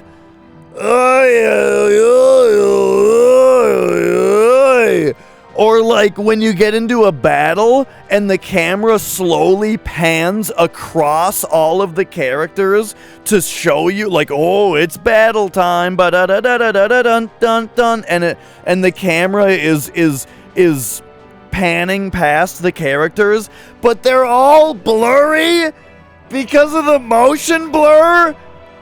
Yay! I don't do like, oh, yeah. Okay. Anyway, I'm gonna go grab a random PlayStation game to review for Silent Bob.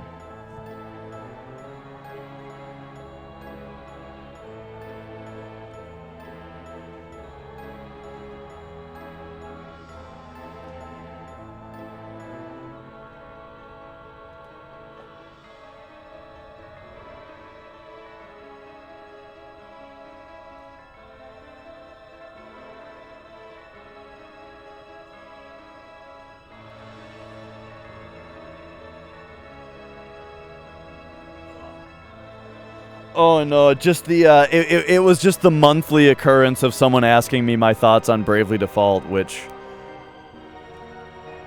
I can't help but have turn into a 20-minute rant every time.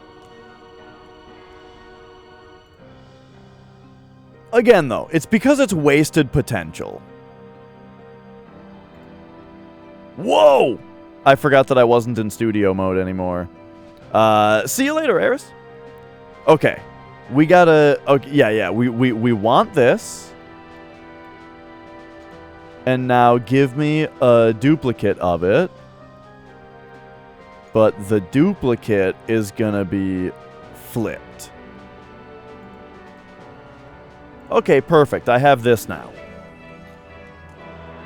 Alright, I have grabbed a random game for review for Silent Bob, and it is... Oh. Catherine. The Atlas game. This game's pretty neat. I like this game quite a bit. It's interesting because this game was made between Persona 4 and 5. Like, during the PS3's life, we were all wondering about when there was going to be a Persona 5. And what we kind of heard was that Catherine is going to be on... Oh, this is kind of water damaged. Catherine is going to be on the engine that Persona 5 would run on. And I think that was basically true. Like, the way that the characters look and talk and the way that the cutscenes are directed and stuff is, like, the same. So, yeah. This game, it's on the same engine, as far as I know, as Persona 5 is. But what you actually do in this game is very, very different. So, the story of this game is that Vincent, our main character, is in a long-term relationship with a girl named Catherine, and she is sort of pressuring him to get married, and he's not so sure that he wants to do it, you know? Not so sure that he wants to buckle down, to settle down, you know? And then in the midst of that, he finds himself having, you know, somewhat accidentally, in a bit of a haze, but, you know, taking accountability, he cheats on her, right? With another girl, also named Catherine, and from that point on in the game is kind of a... the whole plot revolves around the... like, what to do about the situation, where, here, let me pop back here. The whole plot kind of revolves on what to do about the situation, where, like, he's kind of dealing with the fact that this happened and what that means for their relationship, while also trying to, like, have his girlfriend not find out about it, while he's trying to deal with, you know, how to actually handle it. And what's very interesting about the game in general is it's got this system to it where there's like it's not really good or evil in very Shin Megami Tensei fashion. It's more law versus chaos, where as you play through the game, you answer questions. You basically answer like personality questions that sort of influence Vincent's beliefs towards law or chaos. And then as far as the actual important plot points, he kind of behaves on his own based on where he is on that spectrum. And so there's a lot of different ways that the story can go. There's a lot of branching pathways that a lot of, sort of reconverge at the end, but then split back off into an ending. You know what I mean? And the game's got lots of different endings that can happen. Now, what about the gameplay, though, beyond just answering questions and watching cutscenes? Well, this game is a little bit similar to Persona in that during the daytime you're watching cutscenes and answering questions, but at night the game becomes a block-pushing puzzle game. Sort of like Intelligent Cube. Remember Intelligent Cube? Where there were like blocks rolling at you, and as you did well, or if you did poorly, the pathway of blocks broke apart. So in this game, it's kind of hard to see in these screenshots, but you're on a big tower of cubes, and you have to push and pull the cubes in order to be able to climb up. And as you do this, the bottom of the tower is falling apart. And there's a lot of different kinds of cubes. Like some cubes are heavy, and so they take longer to pull and push. Some cubes have spikes on them, so you can't stand on them for too long. Some cubes are ice, so you slip on them. And so it's this whole block pushing, get to the top of the tower, while some nightmarish creatures are chasing you, and the tower is falling apart. And it's really fun. The puzzle game aspect of this game is super, super fun. So overall, this game is a pretty strong recommendation from me because, firstly, it's I think that the story is funny and fun and interesting, and the different ways that it can go are fun and interesting. I think that the gameplay of the block puzzles is very fun. And lastly, it's a game like you've never played before, is the other thing. You've never played a game like this before, and I really like unique experiences in my games, So yeah, really strong recommendation. One thing about this game also is it wasn't just on PS3, it was also on 360, and it even got ported to Steam. There are 2 versions of it on Steam. There's Catherine Classic, which is this game that I played, and then there's Catherine Full Body Edition, which has some extra stuff in it. However, I've sort of heard that the Full Body Edition, the stuff that they added to it, is like not great. This is just what I heard. And so maybe, like, as far as my recommendation goes, it's just for Catherine Classic, because that's the version that I played. But yeah, it's on Steam as well. So there you go. That is the Catherine game review. How's it going, Tonberry? Okay. So back to my analysis.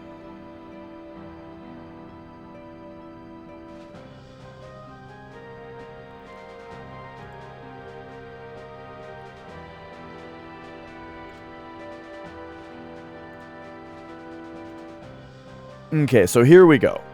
So back to this. Under normal circumstances, the waterfalls are arranged like so.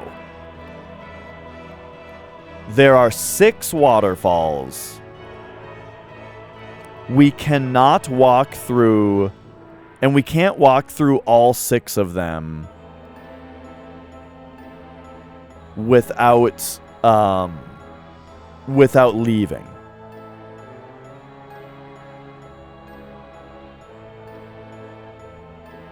Or sorry, we can't walk through all 4 of the open spots without leaving. And so that creates a question of, if we do leave and come back, then what's the move? Well, if you wanted to only leave and come back one time, I suppose you could come in from this way. Or wait. The problem is that if you want to pass through each of these, you know, if you want to pass through each of them, these two are, the two on the right are arranged weirdly.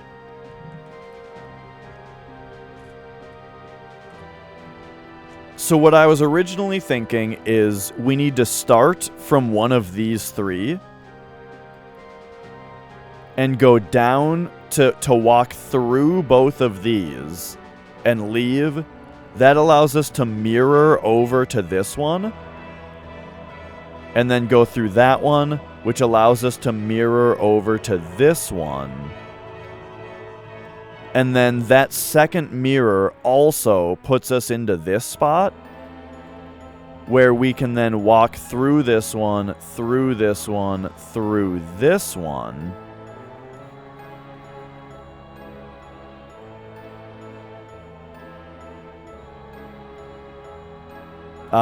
And then mirror. However, that didn't do anything when I mirrored at that point.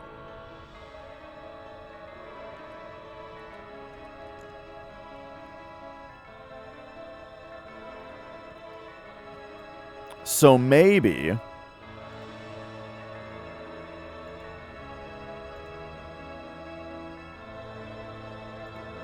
Hang on a second. Okay, there we go.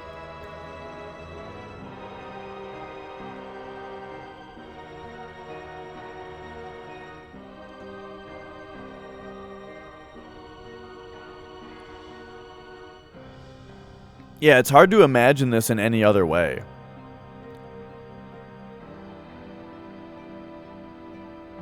I mean, do we start by going down that way? But then this leaves us with nowhere to go.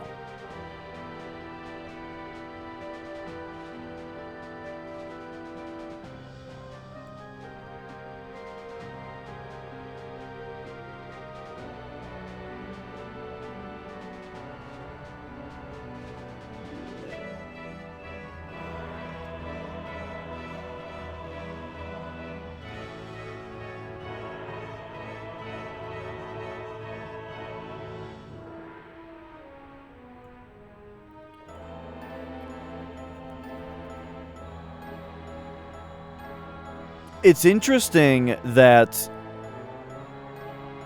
it doesn't just move the waterfalls, it actually changes them.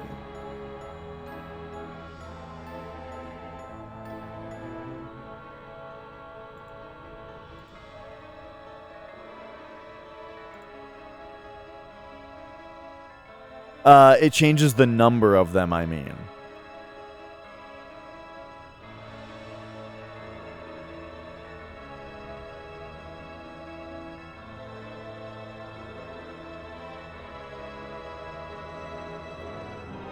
Okay, what if we started from this state?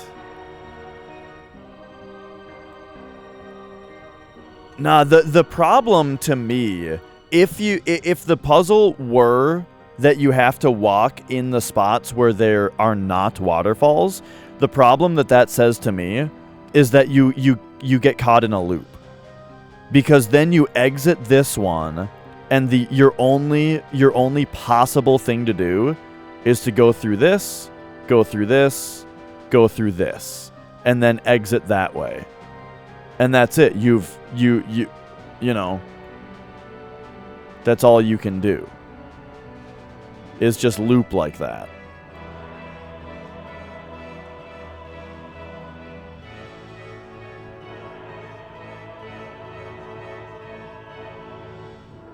And I think I even tried the door.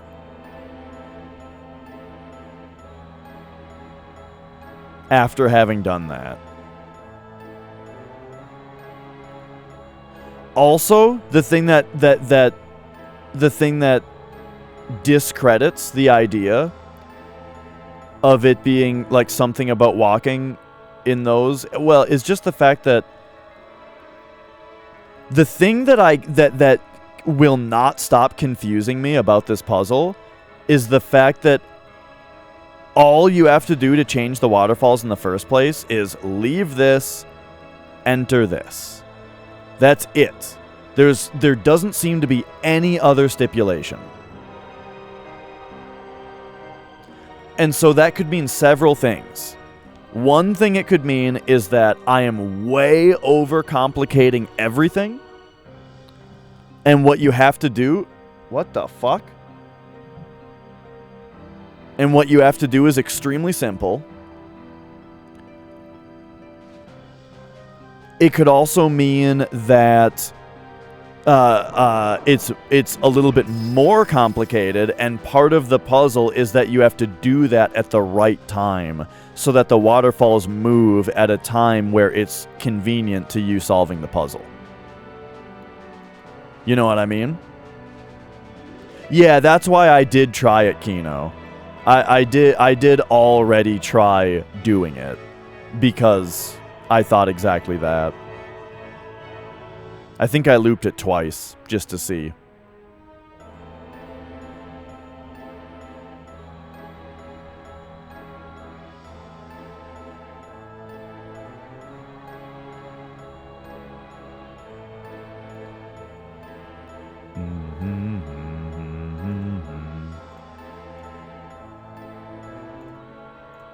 Okay, so where are we at right now? What are the waterfalls? Are they moved? They are not.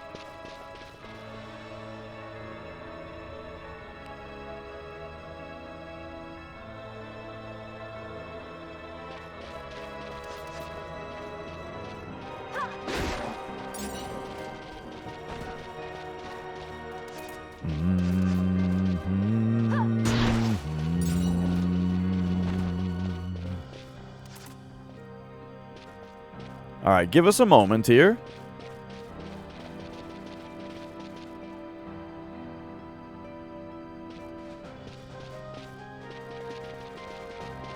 Whoops.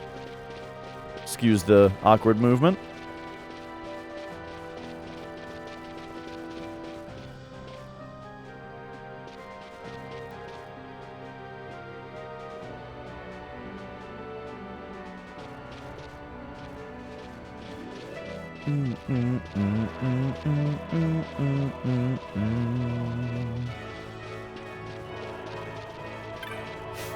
Whoops.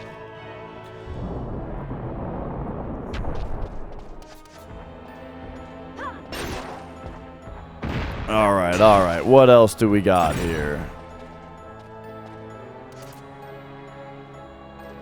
4 of these things. Yeah. Nothing significant looking in here.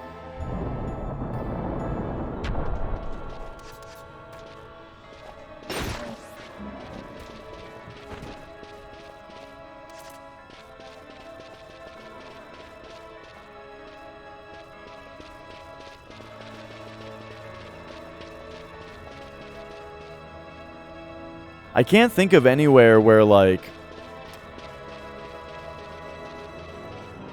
I mean, the only other, like, crazy theory that I'm crafting here... is that this... Like, okay, so in the idea that I need to look north just to find a clue... my crazy idea would be that, like, this is where it is. The clue. You know? Where if we look north and up, we'll see something that implies something about the puzzle. You know what I mean? Like, that's just crazy theory crafting.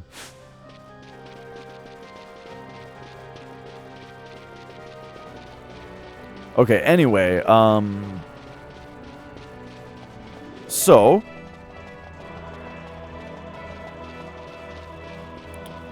No, there were a couple distractions. But also no. Oh, okay. See you later, magic. Oh.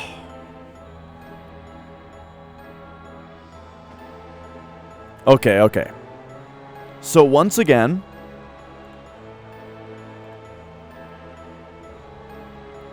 what's the plan here? What am I doing? I'm talking about walking through these things, mirroring, which lets me walk like this, which then mirrors over here. And then what the hell was I gonna do? I wanna like go through and poke out and back in, except I don't think that makes any sense. That's like against the rules of what I've developed here.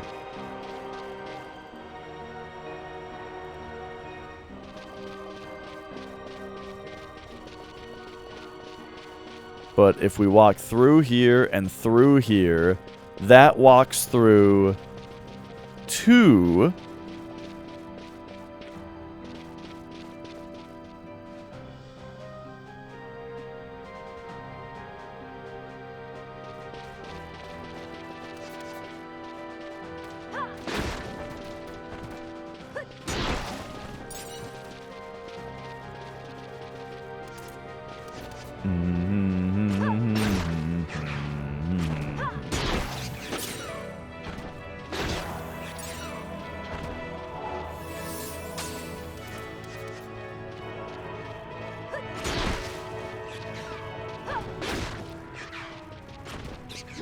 There must be more required of going north.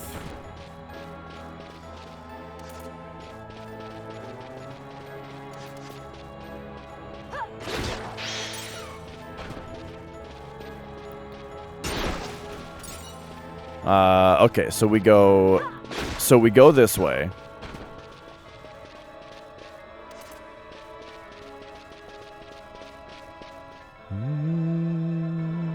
And this allows us to walk through the other 2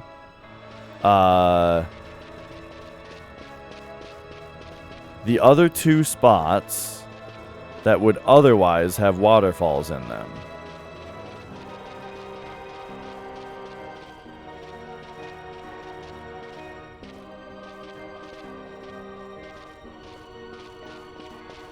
Okay.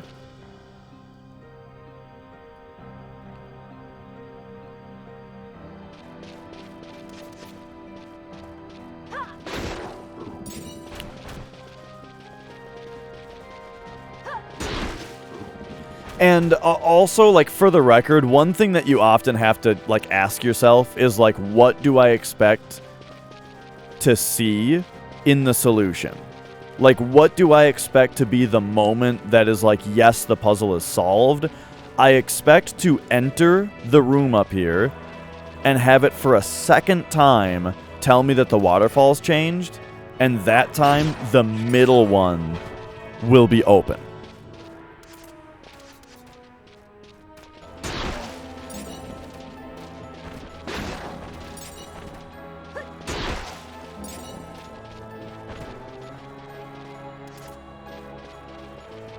But, I mean, what if that's, like, not even what's gonna happen? Okay, so now that the waterfalls have changed, there are 3 waterfalls that we can go through.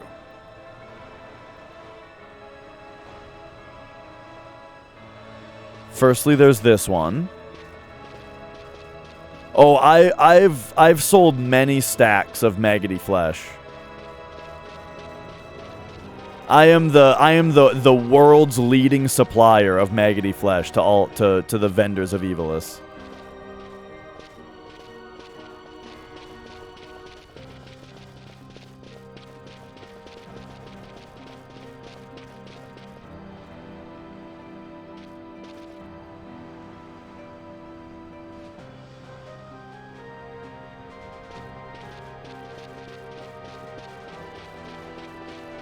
Okay, lastly, this one.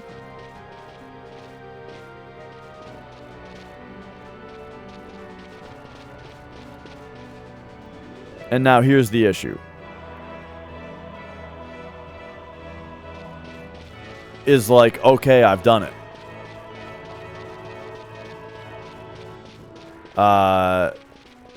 However, now all we can do is loop.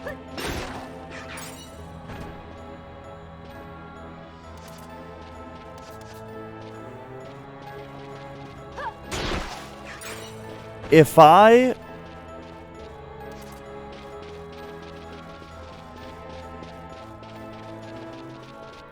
Let's theorize about which one you should go back up if I were to go back up now. You would think it would be the left side, because that's the mirror of the soul. But I've already tried that, and nothing happens when you do that.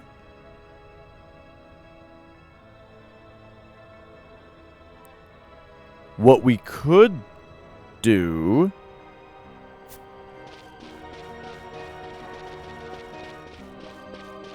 This is starting to get too stupid. But okay, I believe the waterfalls are going to go back to normal now.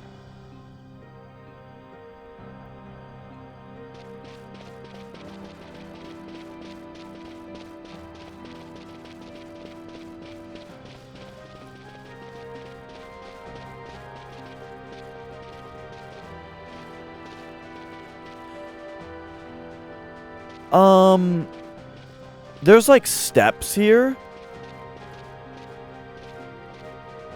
Which makes me wonder if anywhere else that I've checked. Again, one thing that I want to be looking into is really specifically thinking about the words look, step, walk. Like, why is there a difference between step south to earth and walk in Time's Footfalls? It makes you think that walking and stepping are two different commands, two different actions. So step could mean a staircase.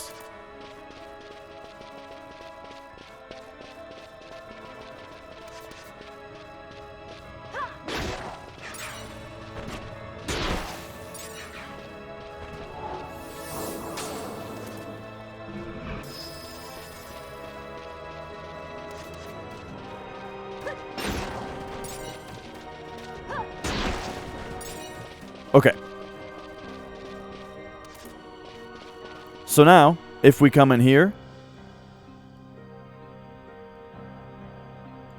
the other spots that are open to us, so here you get stuck as well.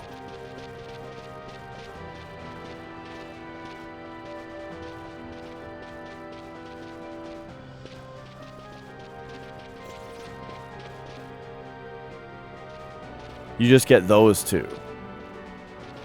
And now here we are in the middle.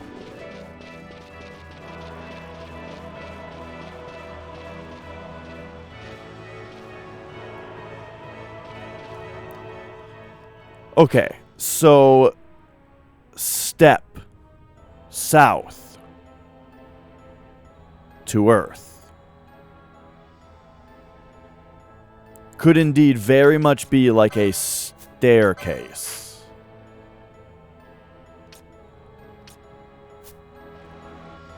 And if that's I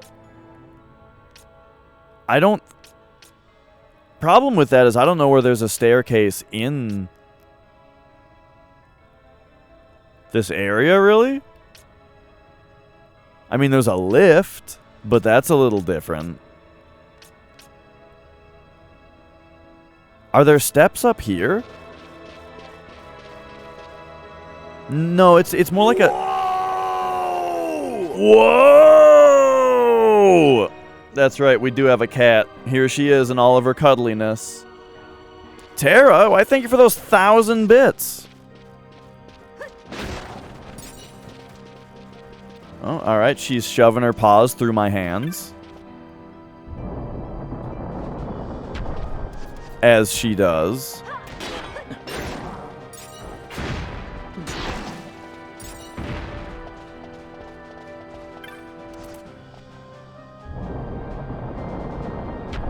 Yeah, see, these are like a slant. They're not steps.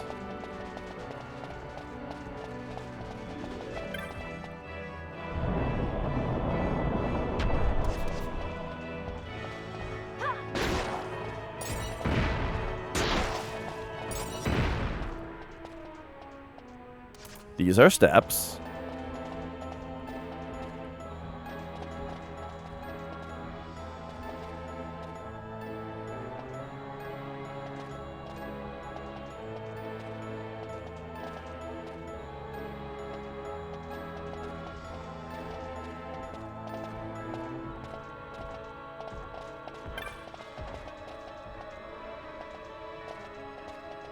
What's going on? Is there a chest? Oh, it's the door.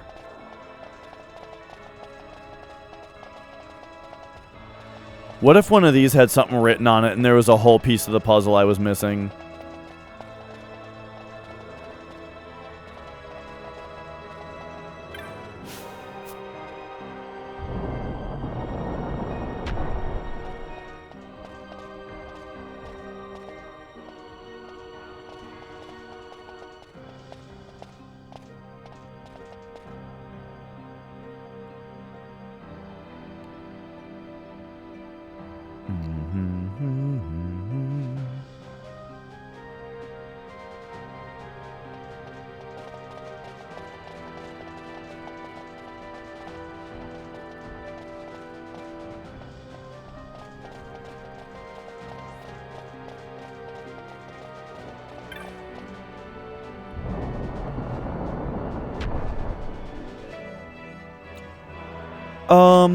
Okay.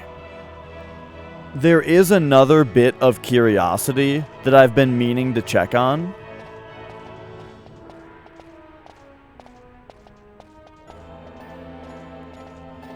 Which is like whether anything up here changes if the waterfalls are currently moved.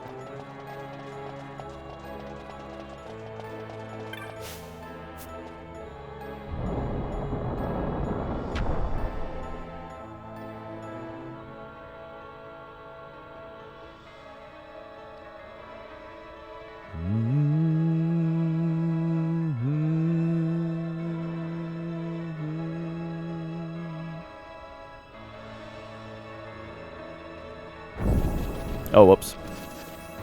I almost got jump scared again.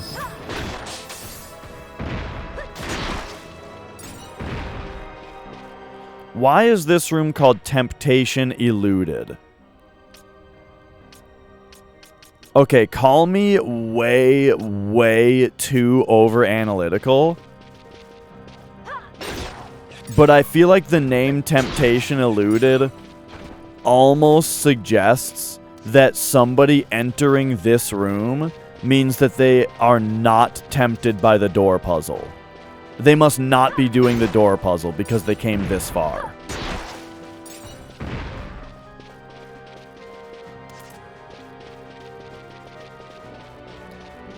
But more likely, I think it just has to do with the aesthetics door puzzle.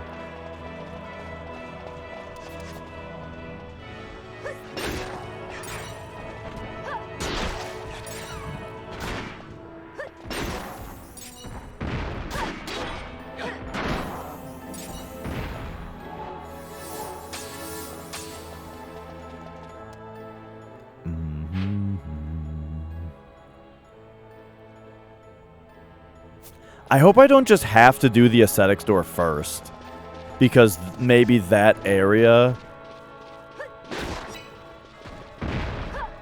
holds necessary information or clue.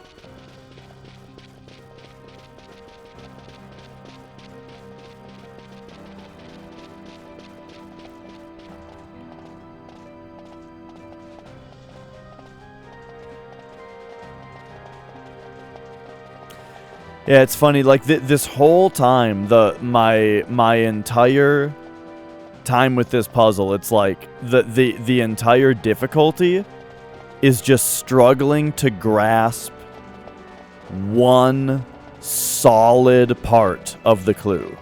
You know? Like, if I can just solidly understand one piece of it and be confident that I get what that part of it is saying, this would be a whole different story. But instead, it's like all three of these pieces. Look north to heaven. Step south to earth. Walk in time's footfalls. All three of those things, I have only a clue of what it might mean, you know? And it makes it so difficult to interact with the puzzle, you know? The only thing I have going at all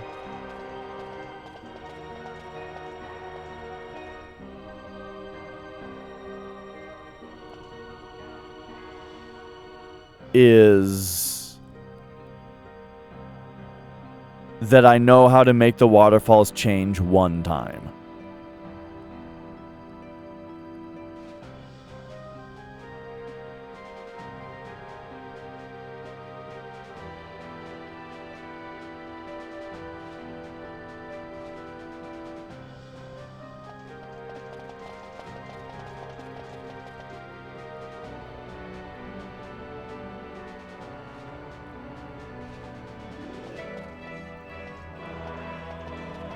So these pillars were here.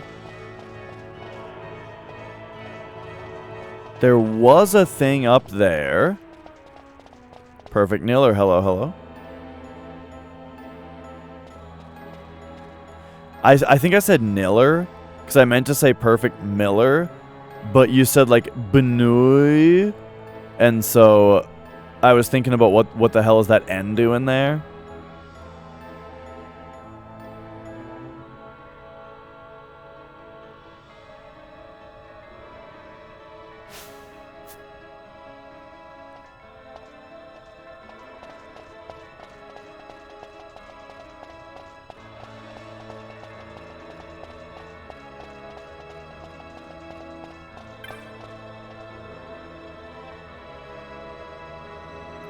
Are those my steps?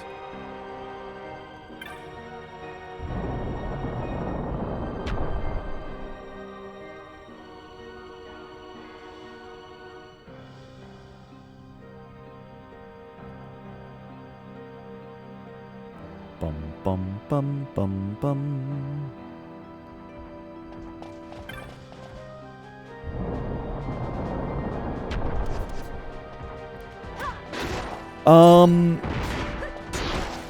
Maybe. So this is perhaps a little silly, but one thing that I would like to do is, if I can change the waterfalls and then run up here and take a look around and see if, like, anything is different that might lend a further clue, that would be nice. What are you doing, cat?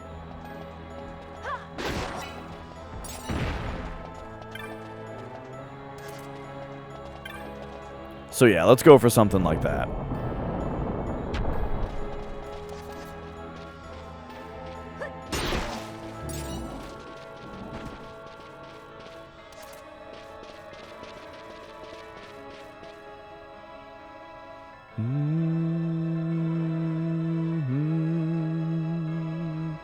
But I'll say also, I'm very ready to go to the Bahamut. See what the deal is there. Oh my god, we're level 98. See what the deal is there.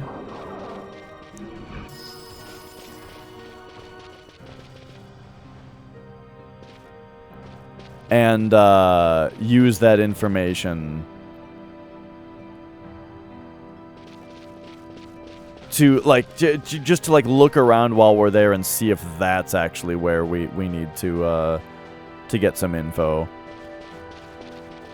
Because honestly, I should have thought about it this way earlier, but I very recently played a game called Death's Door that was really good, and I would recommend it. It's very fun, but it did this thing where around the world there were doors that wouldn't open, and it looked like you could do the puzzle around them. There were elements of their puzzles that were partially interactable, but only partially interactable. And then it turned out that it was actually like after what appeared to be the last boss that you had to fight, and then you could come back and interact with these things and do like some extra post-game stuff, you know? And that might be what I'm looking at right now and have been the whole time.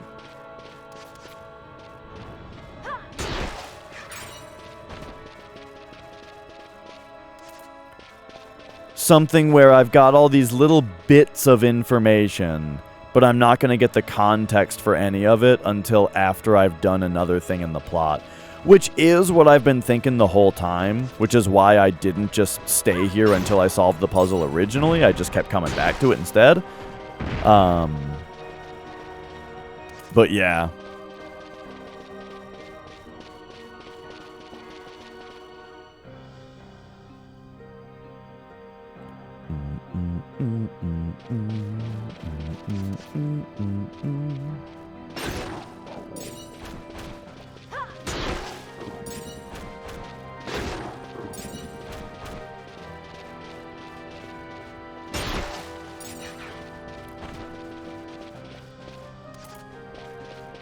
So yeah, why don't we just kind of make that promise right now?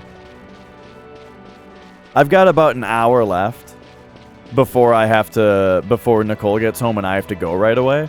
Normally I like to go a couple hours later than that, but today I've got plans with Nicole in the evening. So we are gonna so I've got about an hour left on this puzzle here. And if it's not solved, then next time we boot the game up, I'm going to go to the Bahamut, I think.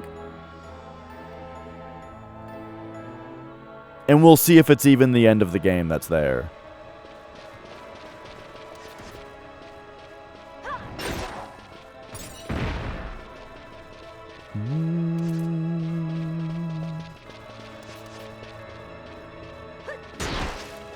Or we'll see if instead what we're offered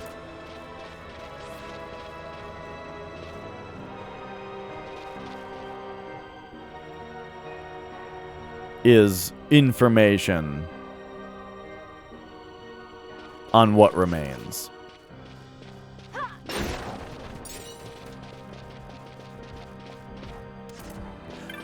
Another thing also, if I'm this serious about it and dedicating this much time to it, is I should probably just go back to like Rabanastre and talk to everybody.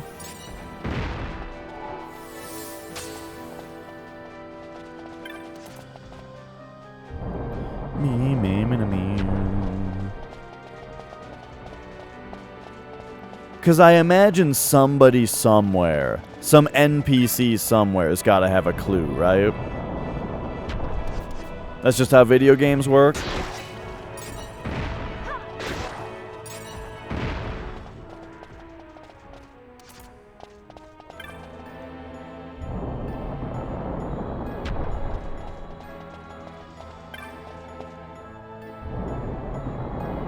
All right. So first the question is anything at all different in this room since we've changed the status of the waterfalls? No.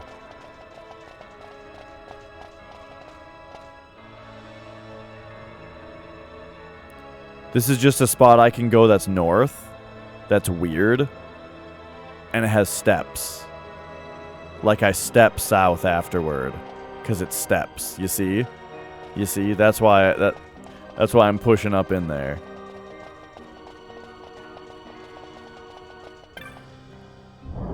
Okay, I also just want to see, there's those 3 little waterfalls that go into that hole up in this room. And I want to see if that's different.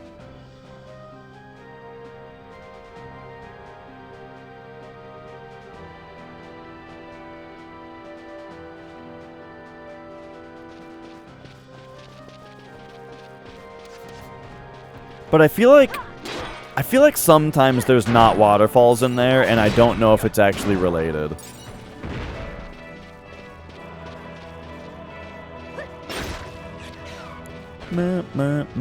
Oh shit, I'm getting kind of hungry. And I just realized it's because I grabbed this forever ago and never started it, and I'm gonna have to kind of chug it now. Ow.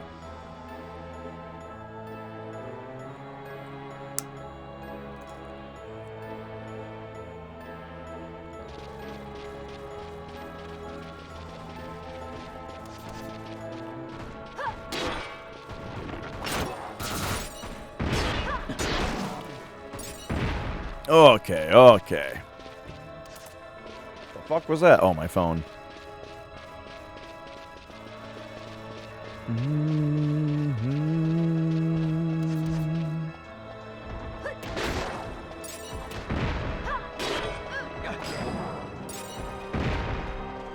Are there usually guys in here? Yeah.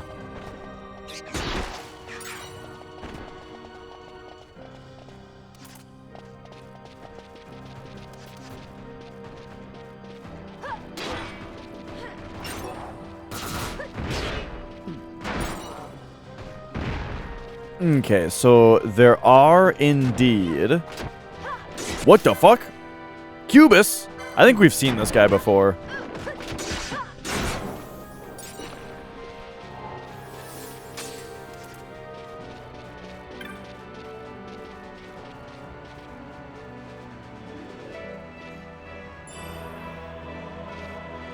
And Ether was in there this time. Yeah, so this does not look any different.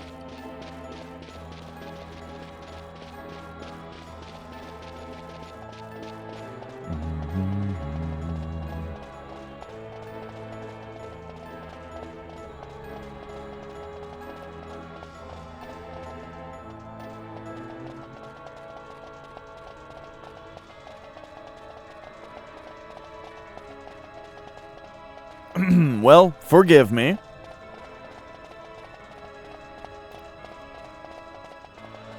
As much as I would love to think that this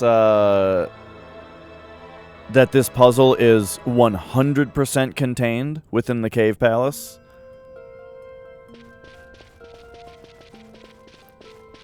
I've still just got my suspicions about the cataract. And so I'm going to go there just to look to see if we can do the look part of the puzzle.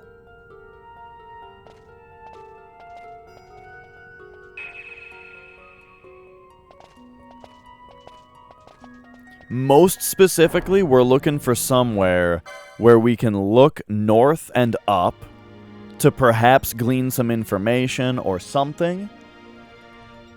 And then step downstairs going south is my suspicion.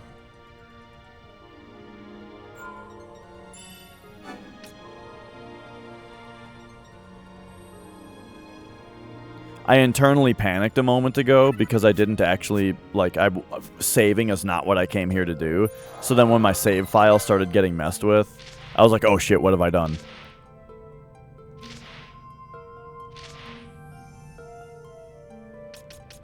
The Pharaohs.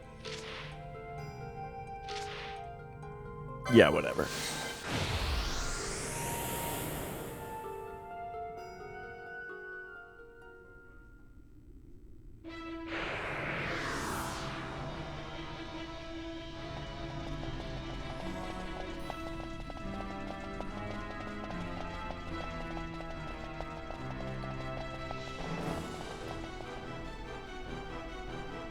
Okay, okay. Great music in there. I would like to run around there again at some point. So I've definitely done some looking north here. Just to see.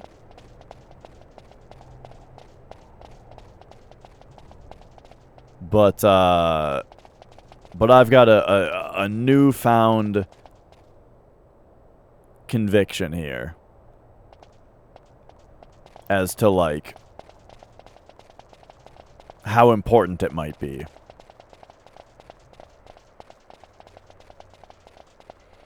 Because this whole time I've been thinking, like, whatever the looking north is, it's got to be something that the game is willing to recognize in order for it to be part of the puzzle.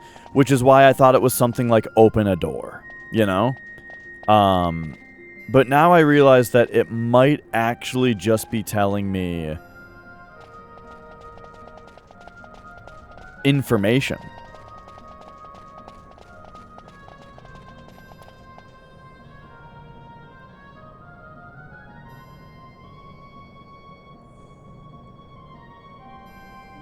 For example, this area is called the Path of Hidden Blessing, which is kind of weird. I have to run to the restroom real quick, though. So I'll be right back.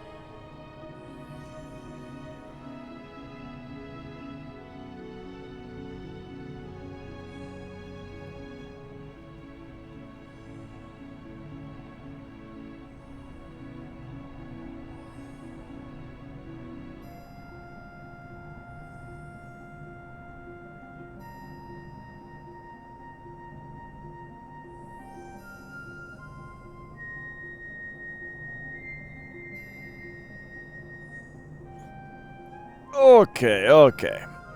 So anyway.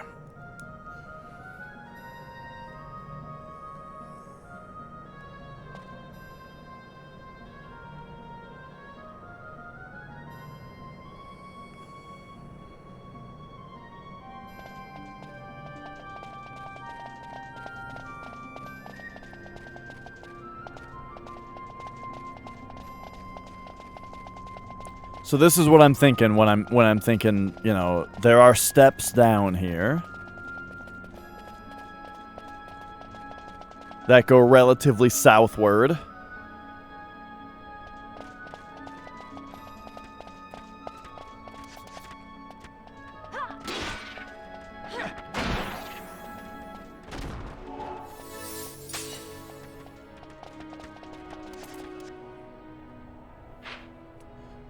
But the question, of course, becomes, what then is the heart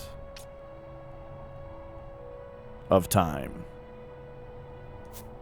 We've got echoes from Time's Garden. I don't know. Let me tell you guys, I'm here, and once again, I'm like, what am I doing here? Like every time. But I just need like a slight break from the Cave Palace.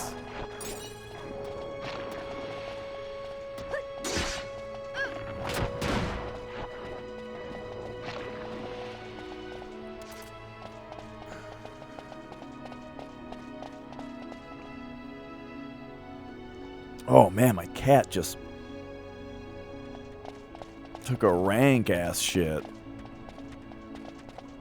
Yeah, good job, buddy. See you later.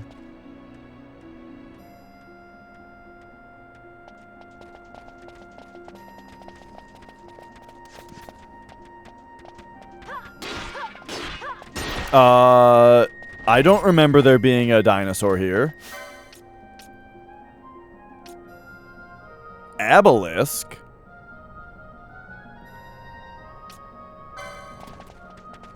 Is this a rare monster? Hang on. We gotta get rid of the death claws real quick. Okay, now, hang on a second. Hang on. This is kind of exciting. This guy's kind of strong too. Let's go to Clan Primer. Let's see if Obelisk is on our list.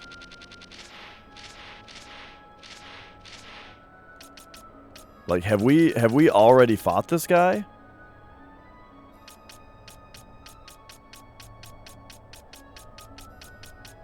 It doesn't look like it. Okay, so I would like to steal from him. So just real quick, I'm gonna do this. And then we're gonna go to equipment and give everybody the thief cuffs. Thief's cuffs.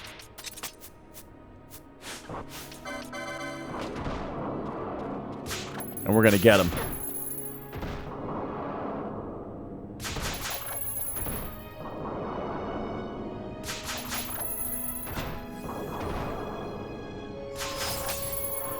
Eight fluted pole we got. Alright. So now you dispel.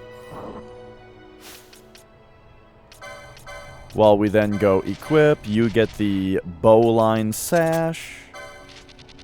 You get a ribbon. You get a ribbon. Gambits. Back to attacks. Alright, let's go. Get him. Oh, Fran, I said dispel. We hardly need it now.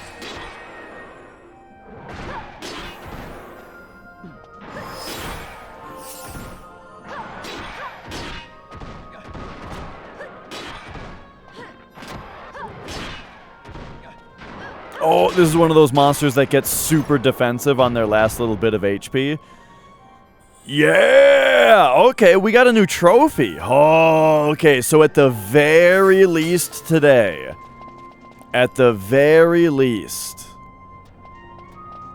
we found a new trophy.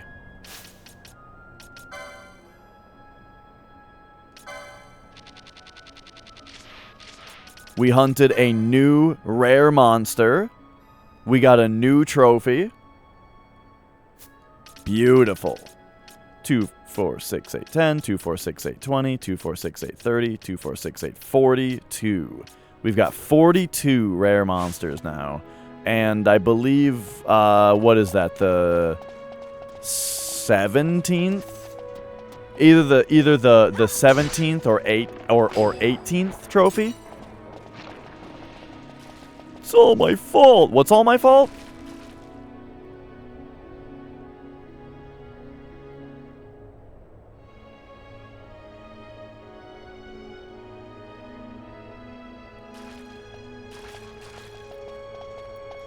Okay, now that I've spent far too much time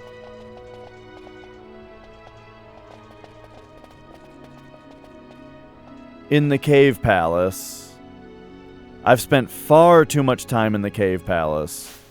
I can maybe take a look around, and if there's something to find here, I'll find it.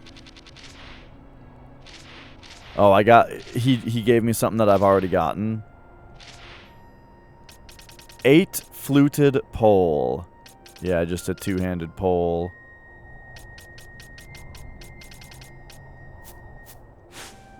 Never speedrun anything in your life. Now you're lost in a 7 rabbit hole with an emulator. You don't know how to work. Oh, nice. Oh, boy. Well, I hope you have fun.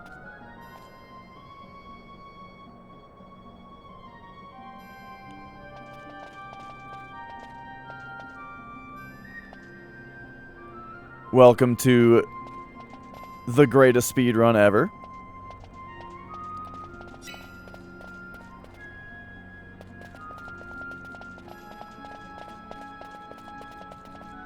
Okay, so from where would we step south to Earth? It would have to be up here.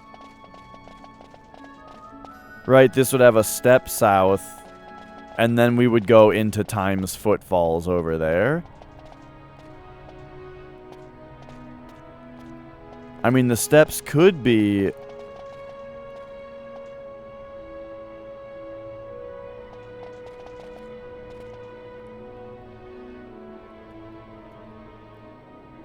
They could be stairs up, for all I know.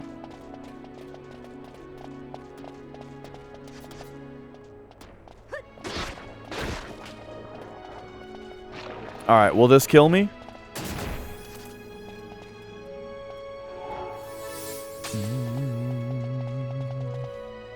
Yeah, it does sound like a hell of a bite to chew for your first speedrun. I'll agree with that.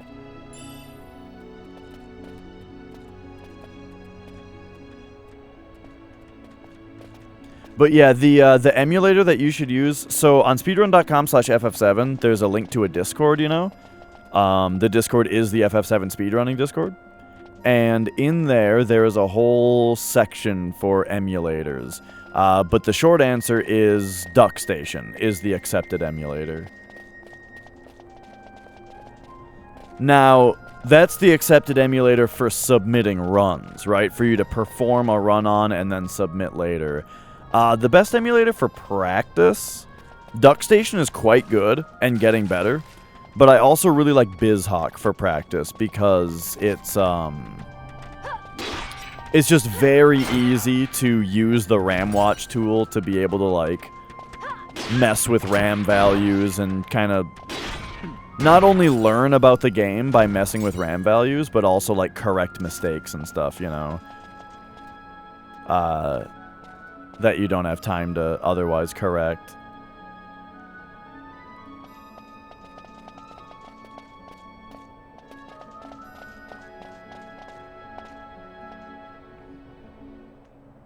All right. But I mean, that kind of stuff might even be too nitty-gritty to start with. You know, when I first started, all I did was just loaded up the game on PlayStation, and I saved a lot, right? Didn't do steps, because I don't think you need to do steps until you're at, like, sub 8, personally. Something like that, right? And so I just took the notes, you know, saved a lot, and just did a run-through using just RJ's notes. But, I mean, that's the thing, though, is that, like, RJ's notes were perfect for someone like me who already has experience a lot of experience just playing the game casually. And his notes were basically just, like, a guide, you know? Like a walkthrough. And it's actually kind of stupid that even though that's how I learned, I instead opted to just make a super, super long tutorial. But kind of the reason, though, is because the reason that, like, my thing that I made is so long is because I want it to answer every question. Like, it's not necessary. Like, someone can watch it start to finish to learn the run. Cool. But, like, also it's there for if someone just is just like, hey, I just need help with Schizo, right? Boom. There's a lengthy video for just that. You know what I mean? And it was kind of for that reason as well.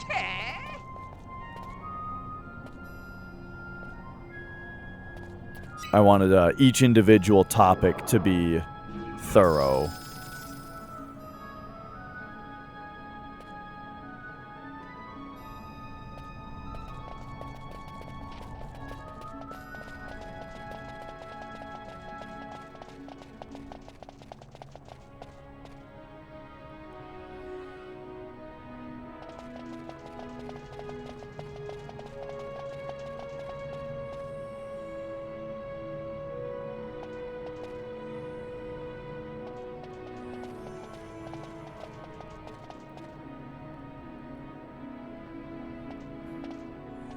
Look north. Oh, wait, but then these stairs, they go west.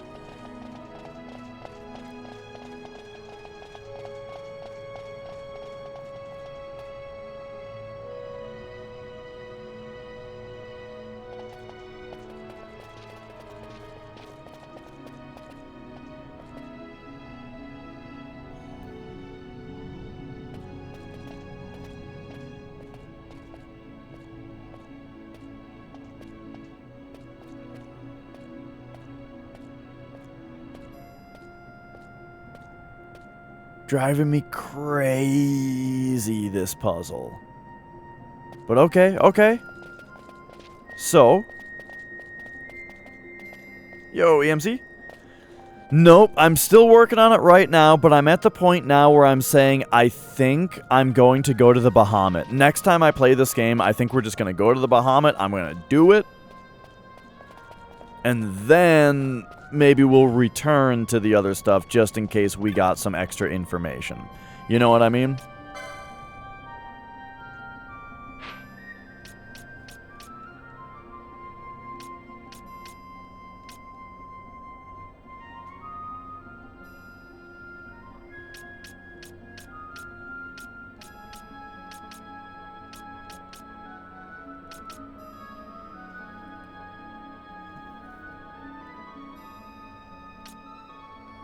So, this is like the most northern part of the map, huh?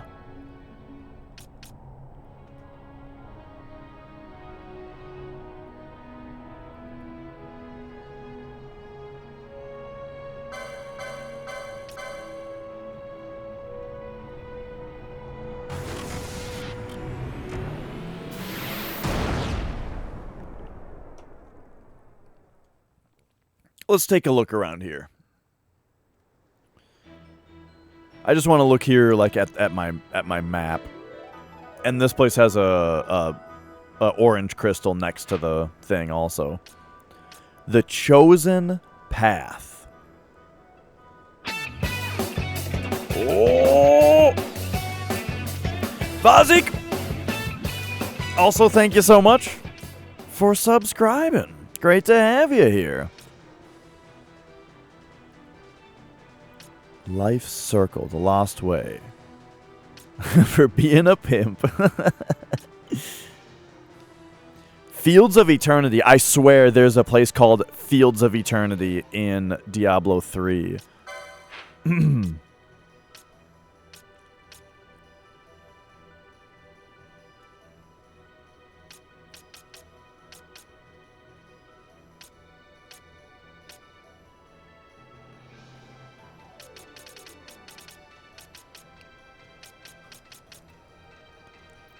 This fucking puzzle. I came in today with pretty high confidence about the if you have a technical and detail oriented mind, then yeah, you'll have a great time with FF7 speedrunning.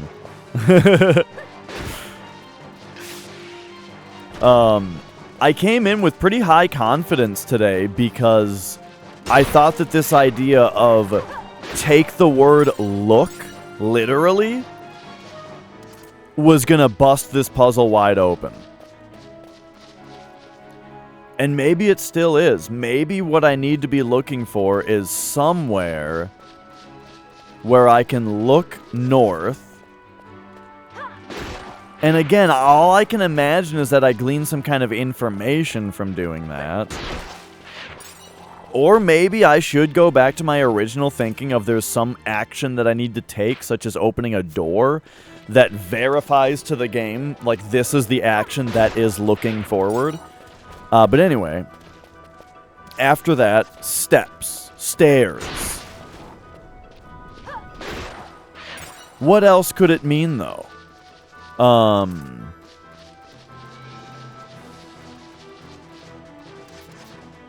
Oh yeah, that's great to hear. And you know, that's the it's super, honestly, it's super rewarding to hear that, because that's the other kind of reason that I made the tutorial as well. And I should have said it this way on the GDQ commentary as well. That it's not even necessarily just to teach people who are looking to run. It's also there for people who just want to understand the run better when they watch it. You know what I mean? Like, you can have more fun. You can have more fun following along with a run if you have a better understanding of what's happening, you know? And so I hope that some people watch, like, some of the parts just so that when that part comes up in the run, then they can follow it more easily. And that's right, Tua. I'm back again. I've got a couple trophies to turn in. I guess I should turn those trophies in. And then I think that's 18? I feel like I have 18 trophies right now. Because, yeah, I did get one more.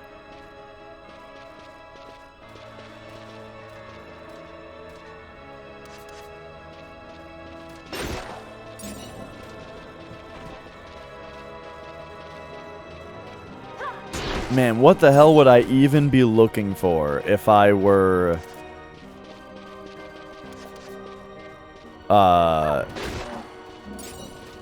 if I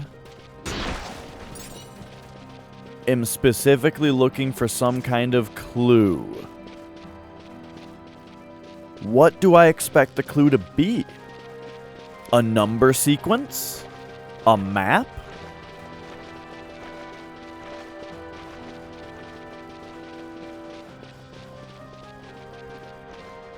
That's just the whole thing about this puzzle from start to finish, is that it's like, even if I can have a theory as to what the words are telling me to do, I still don't know what I'm looking for confirmation that I've done it.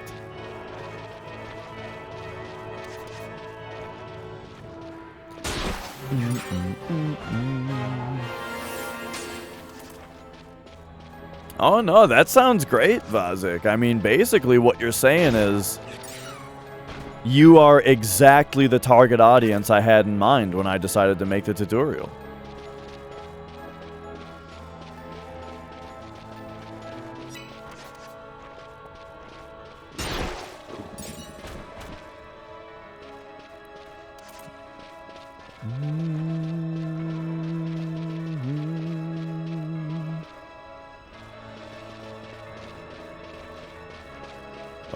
Okay.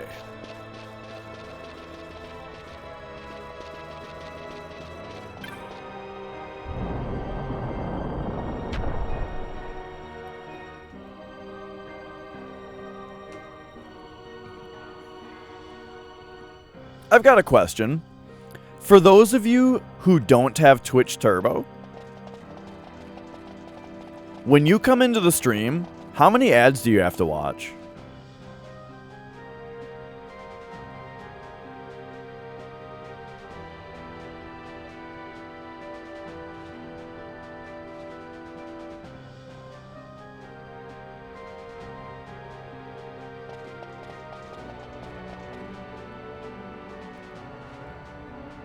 One for 30 seconds, 2 to 3.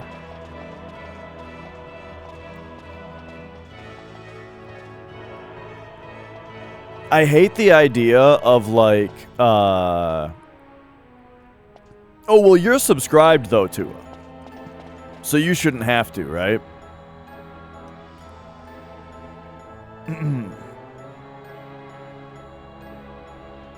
Do I have a PS2 set up on my computer, or do I use a TV? I go through a RetroTink 5X, which is the same as for this game, which is why the interlacing of this game looks so good, is because the RetroTink 5X is incredible with its de-interlacing.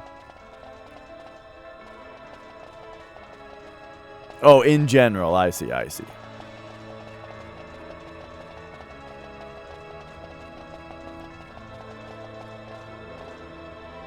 Like, I guess what I thought that I might find today is, like, a visual clue that some kind of like, or some kind of visual pattern in this area, something in the environment that stands out from the normal stuff, that would be some kind of clue to the riddle. That's what I was hoping to find.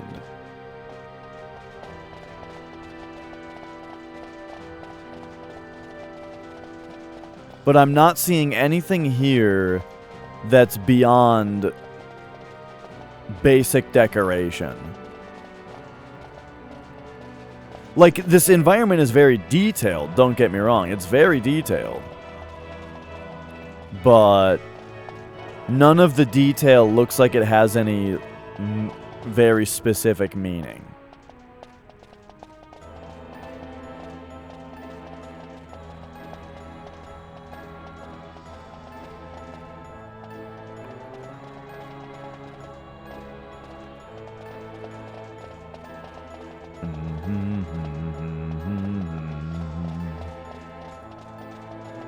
But yeah, I hate the idea that people have to watch ads before the stream starts. Like, pre-roll, I don't know, man. If there weren't mid-roll ads, it would be a little bit different. And if there weren't pre-roll ads, then mid-roll ads would be a little bit different. But both?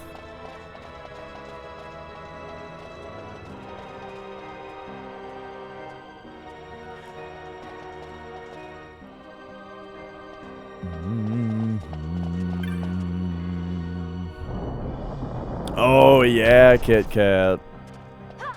Yucky.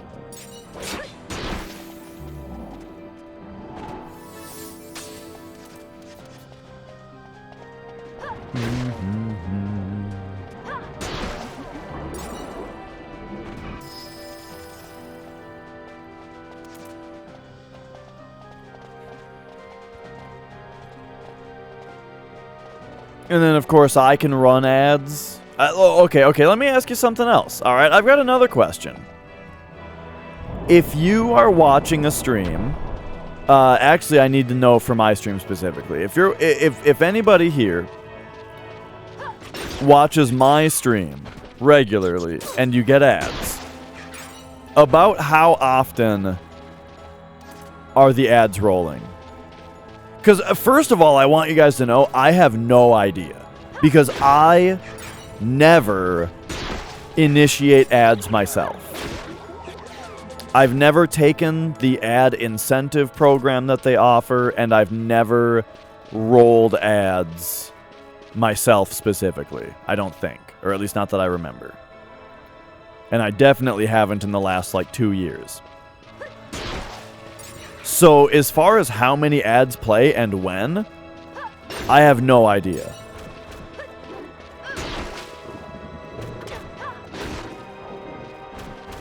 But I would like to maybe have that information so that, like, I could...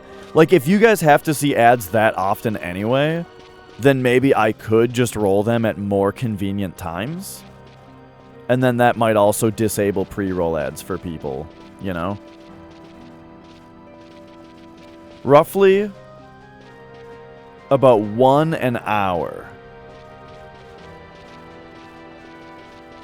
Yeah, Prime does not take away ads. It used to. There was a time where Prime actually got rid of ads. I just hate, like, the idea that we're in a, you know, it's a live show, it's a live environment. And I don't know when ads are going to pop up for people, and our conversation is going to get interrupted, you know?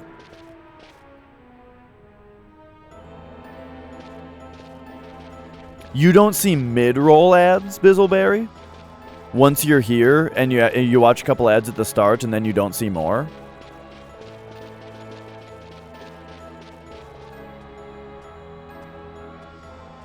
That's interesting.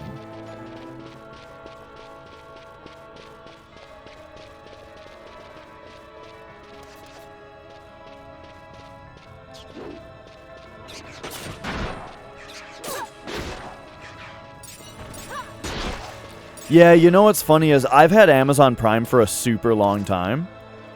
But I don't really buy things. I actually couldn't tell you the last time I bought something with Amazon. I should maybe cancel Prime. And because I have Twitch Turbo now as far as not getting ads on Twitch myself. And that's the other reason that I don't have like a basis of judgment for like how many ads are actually on this site is because I just have Twitch Turbo. But yeah, I'm just realizing like I don't think I buy enough stuff from Amazon anymore to justify it. I used to though. Definitely.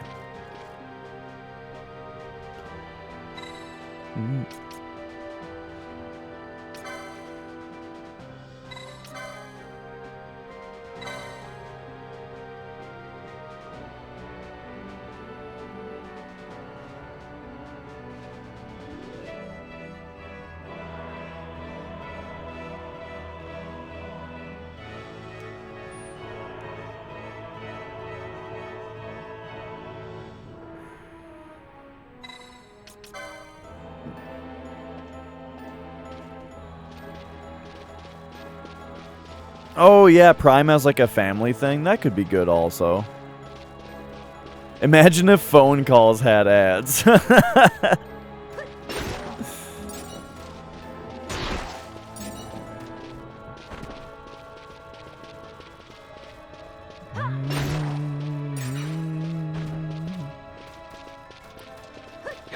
Yeah, Tua, that's the thing is that if ever you see a mid-roll ad on my stream, it's automated. I did not do it. And I'm not getting any specific benefit for it either. But I do kind of think that like it might if people are going to get the same number of ads anyway, then it might be good to start just rolling them myself at a better time where I'm going to the bathroom or something like that, you know?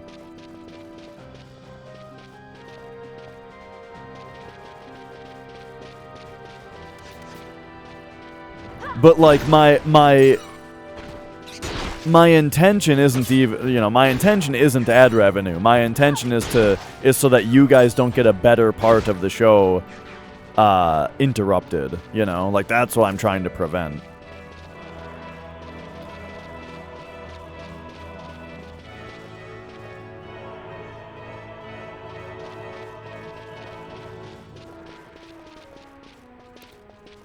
Yeah, I think, well, I believe how it works right now is, like, if I roll ads myself, then it turns off pre-roll ads for an amount of time.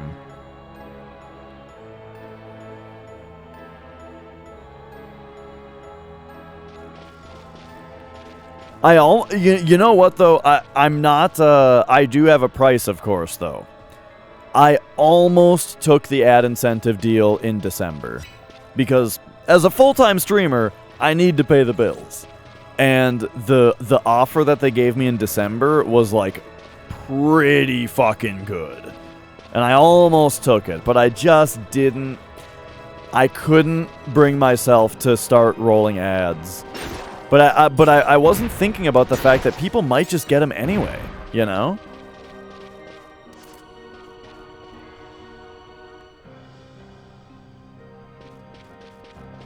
However, the ad offer that I got for January was laughable, so we don't have to worry about it this month. I think that's usually what it is, though. That's what I've heard, is that like during the holiday season, ads are a lot more expensive, and so December, people like me get much more ad revenue. And then in January, there's the fallback, the snapback. You know, the January snapback. Where now you don't get shit for ads because you got it all in December.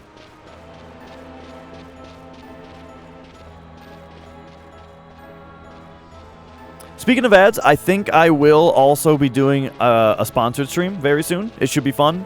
Sponsored streams I'm kind of all about.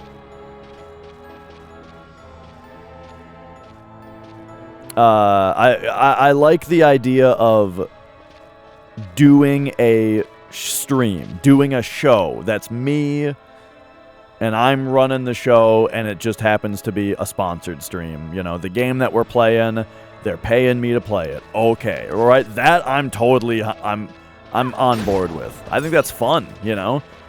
Like, as someone who wants to keep streaming full-time, the idea of getting paid to play certain games is just part of the job, and I think that sounds really fun.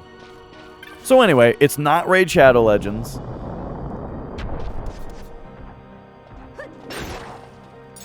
We'll see.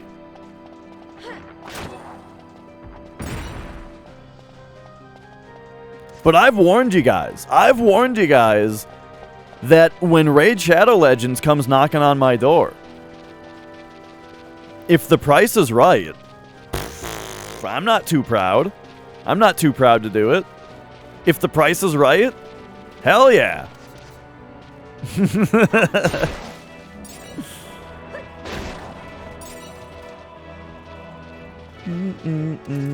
Well, okay, let me rephrase.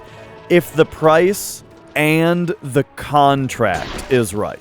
You know what I mean? If the contract is like, you're not allowed to be, you know, you're not allowed to criticize it, and you gotta make a call to action to your viewers to play it. You know, like that kind of shit, I'm not into. I'm not gonna fake anything, you know what I mean?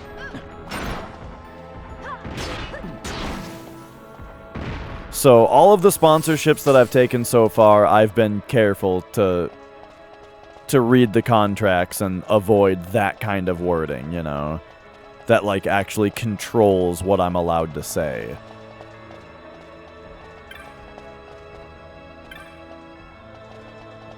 Of course, there's a reasonable amount of like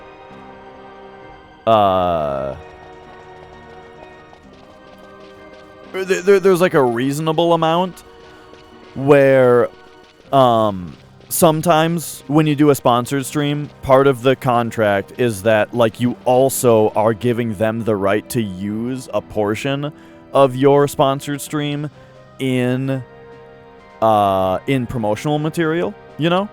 So like they might, you know, on one of their ads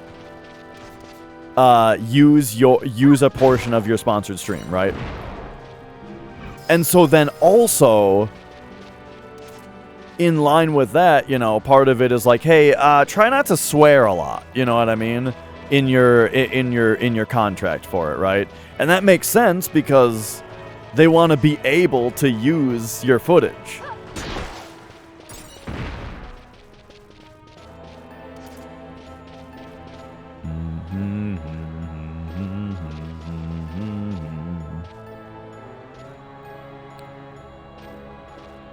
Okay. Anyway, we have now gotten to the point where I'm out of ideas. And I'm just running back and forth for no reason.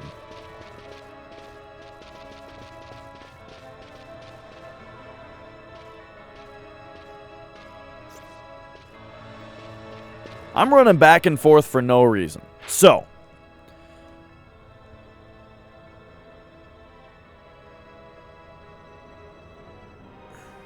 analyze this. There are 1, 2, 3, 4, 5, 6, 7, 8, 9, 10 waterfalls. Potential waterfalls. Normally, 6 of them are blocked. Are you guys ready for Yo, Mopey Bloke? Oh, you talking about like? Oh yeah, I mean I've left and come back to this puzzle many times already. Okay, here we go.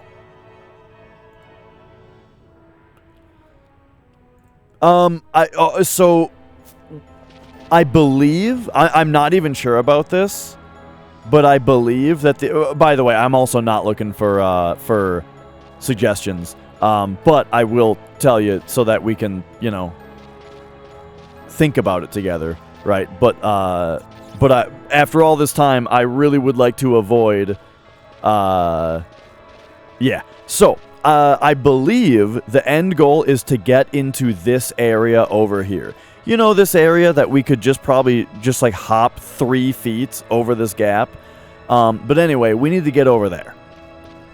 And the problem with getting over there is that there is a waterfall that is on the bridge that connects it. So I believe if I do a thing, it will rearrange the waterfalls in this room, and it will take the waterfall away from that spot, which will allow me to get through. That's what I think is going to happen.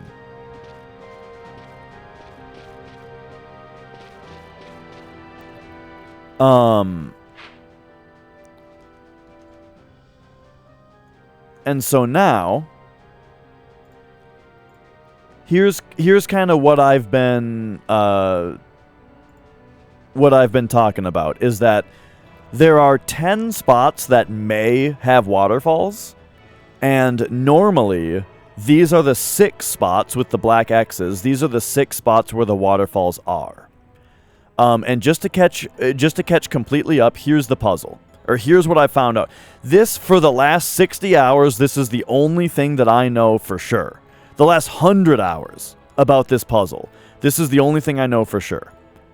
If you leave out this exit and then enter in this entrance, if you do that, you leave here and come back in here, it will rearrange the waterfalls to this.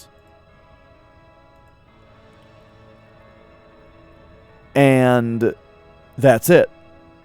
That's all I've figured out.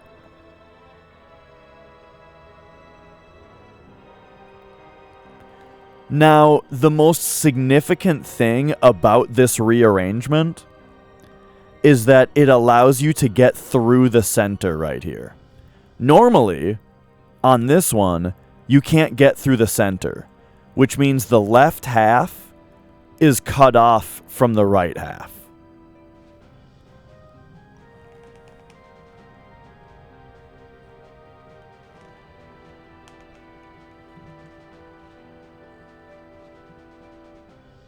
But if you do that movement, it rearranges the waterfalls. Now, the problem, really, the main issue is I haven't found any other movement that rearranges the waterfalls in any other way. It's just the one thing.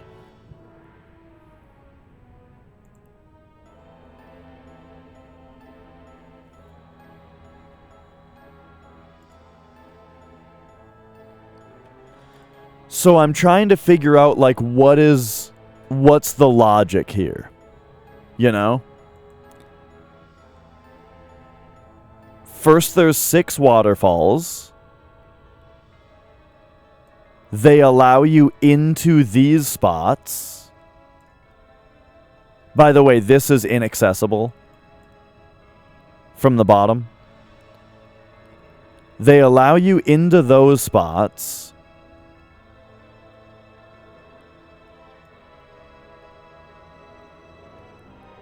And then it changes.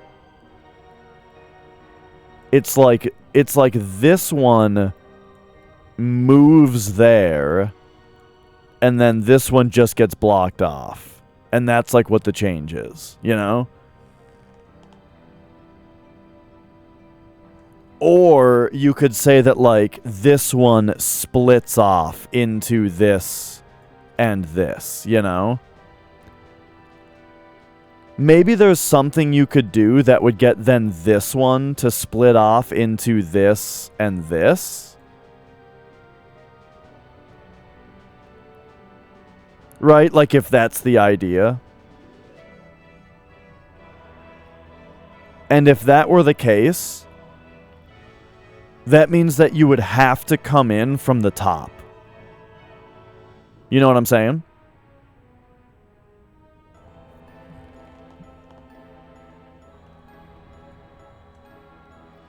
So once we're here,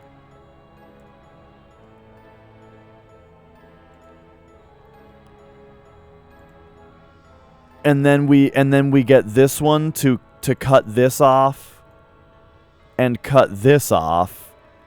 Our only option then is to get in here, which means we might come in from here and we might come in from here.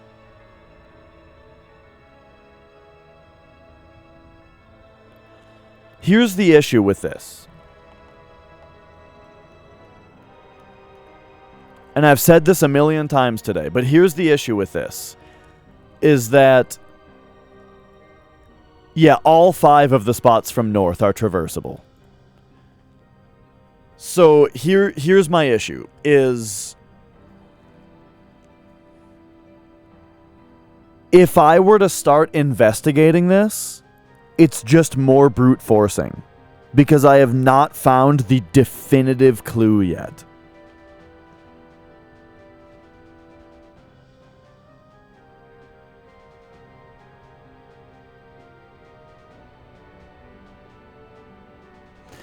We need to find the raging clue. Like, I haven't had a clue. I haven't had a clue in so long. There's just not anything around here that really gives me one, you know?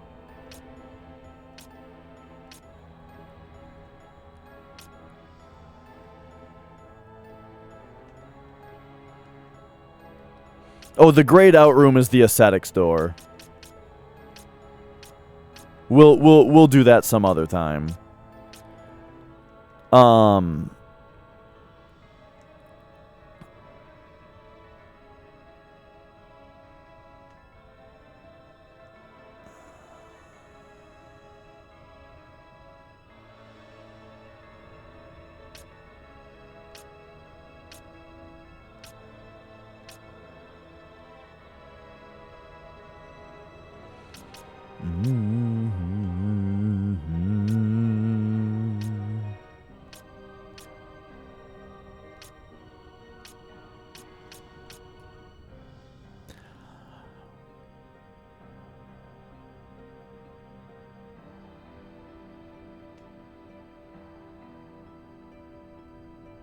No, there's no rotation of the map.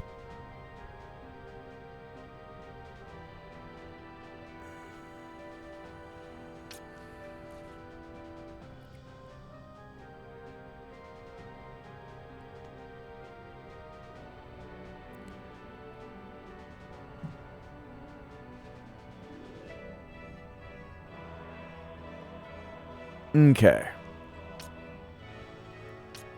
So.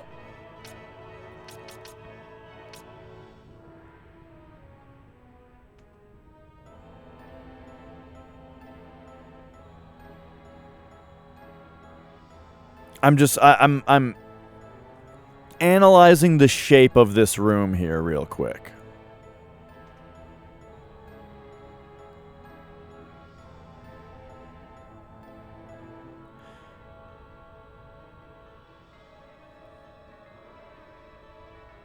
To say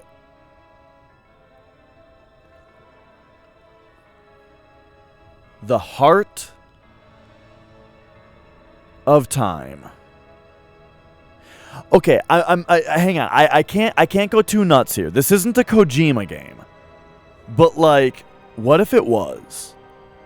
What would Kojima do? WWKD, what would Kojima do? The heart of time. If this was a Kojima game, the heart of time would be like the PS2 system clock.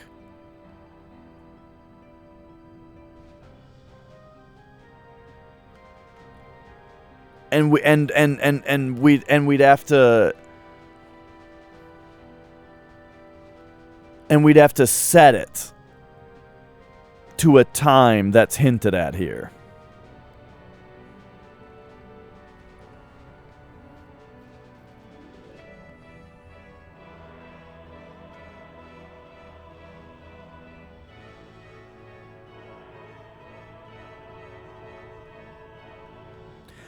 Look, we have... Oh, shit. Oh, shit, it's actually my stopping time. We've got a special... I've got special plans tonight with Nicole.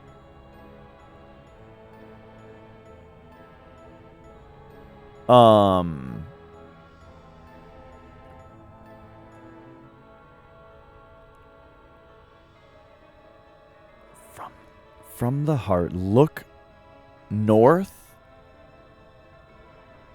to heaven? I don't know what the look north to heaven, step south to earth means at all. But walking in time's footfalls could mean... It could mean... turning the system clock back to a time from before the game came out. Just in general, you know?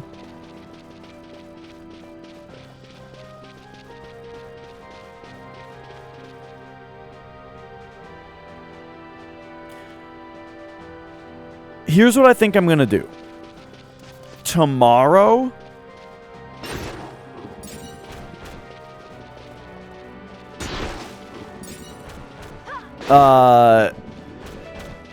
tomorrow, I am going to,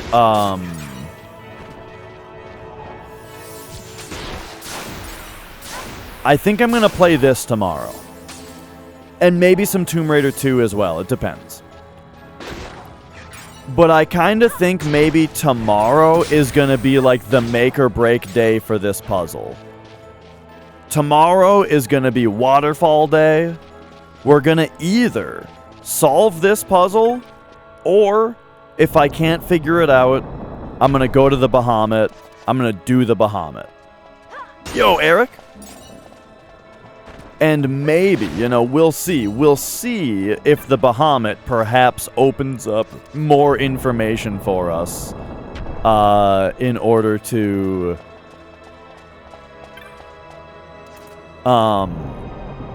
in order to solve the puzzle with. Here's the deal.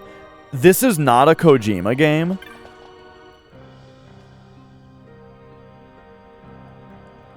But it is in the era of Kojima. This game came out after Metal Gear Solid 2, maybe even after Metal Gear Solid 3. Square might have had some Kojima inspiration going on. And maybe this is just like a fucked up system clock puzzle. But I actually don't have time to do it. I don't have time to check right now. I did beat Circle of the Moon. I really, really liked it. I thought that the card system, especially combining cards, was super, super cool. I liked the game a lot. Man, it took me a lot of tries to get through that Coliseum, though. There's like a Coliseum, you know, that's like a bunch of fights that just zigzags around. It took me forever to get through that, but I did do it. And I did Harmony of Dissonance as well. That one was very fun. I really enjoyed it. And then I have not played Aria of Sorrow yet. Aria of Sorrow I'm really looking forward to, though.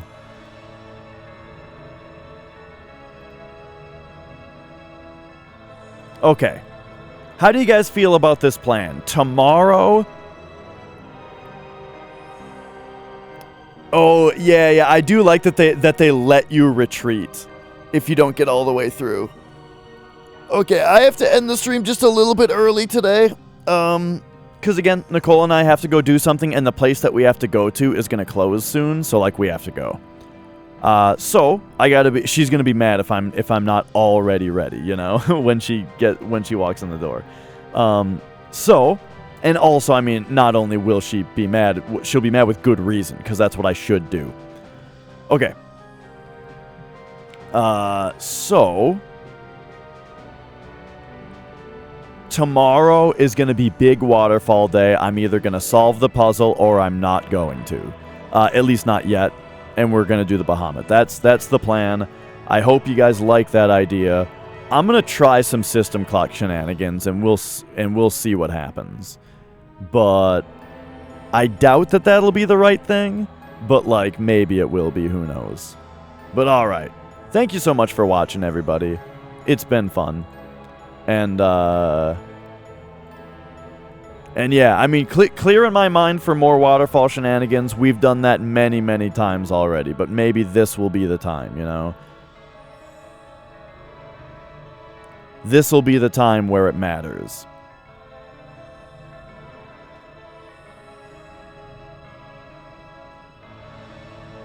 But okay, so Matt Wanders is doing Soul Level 1 Dark Souls.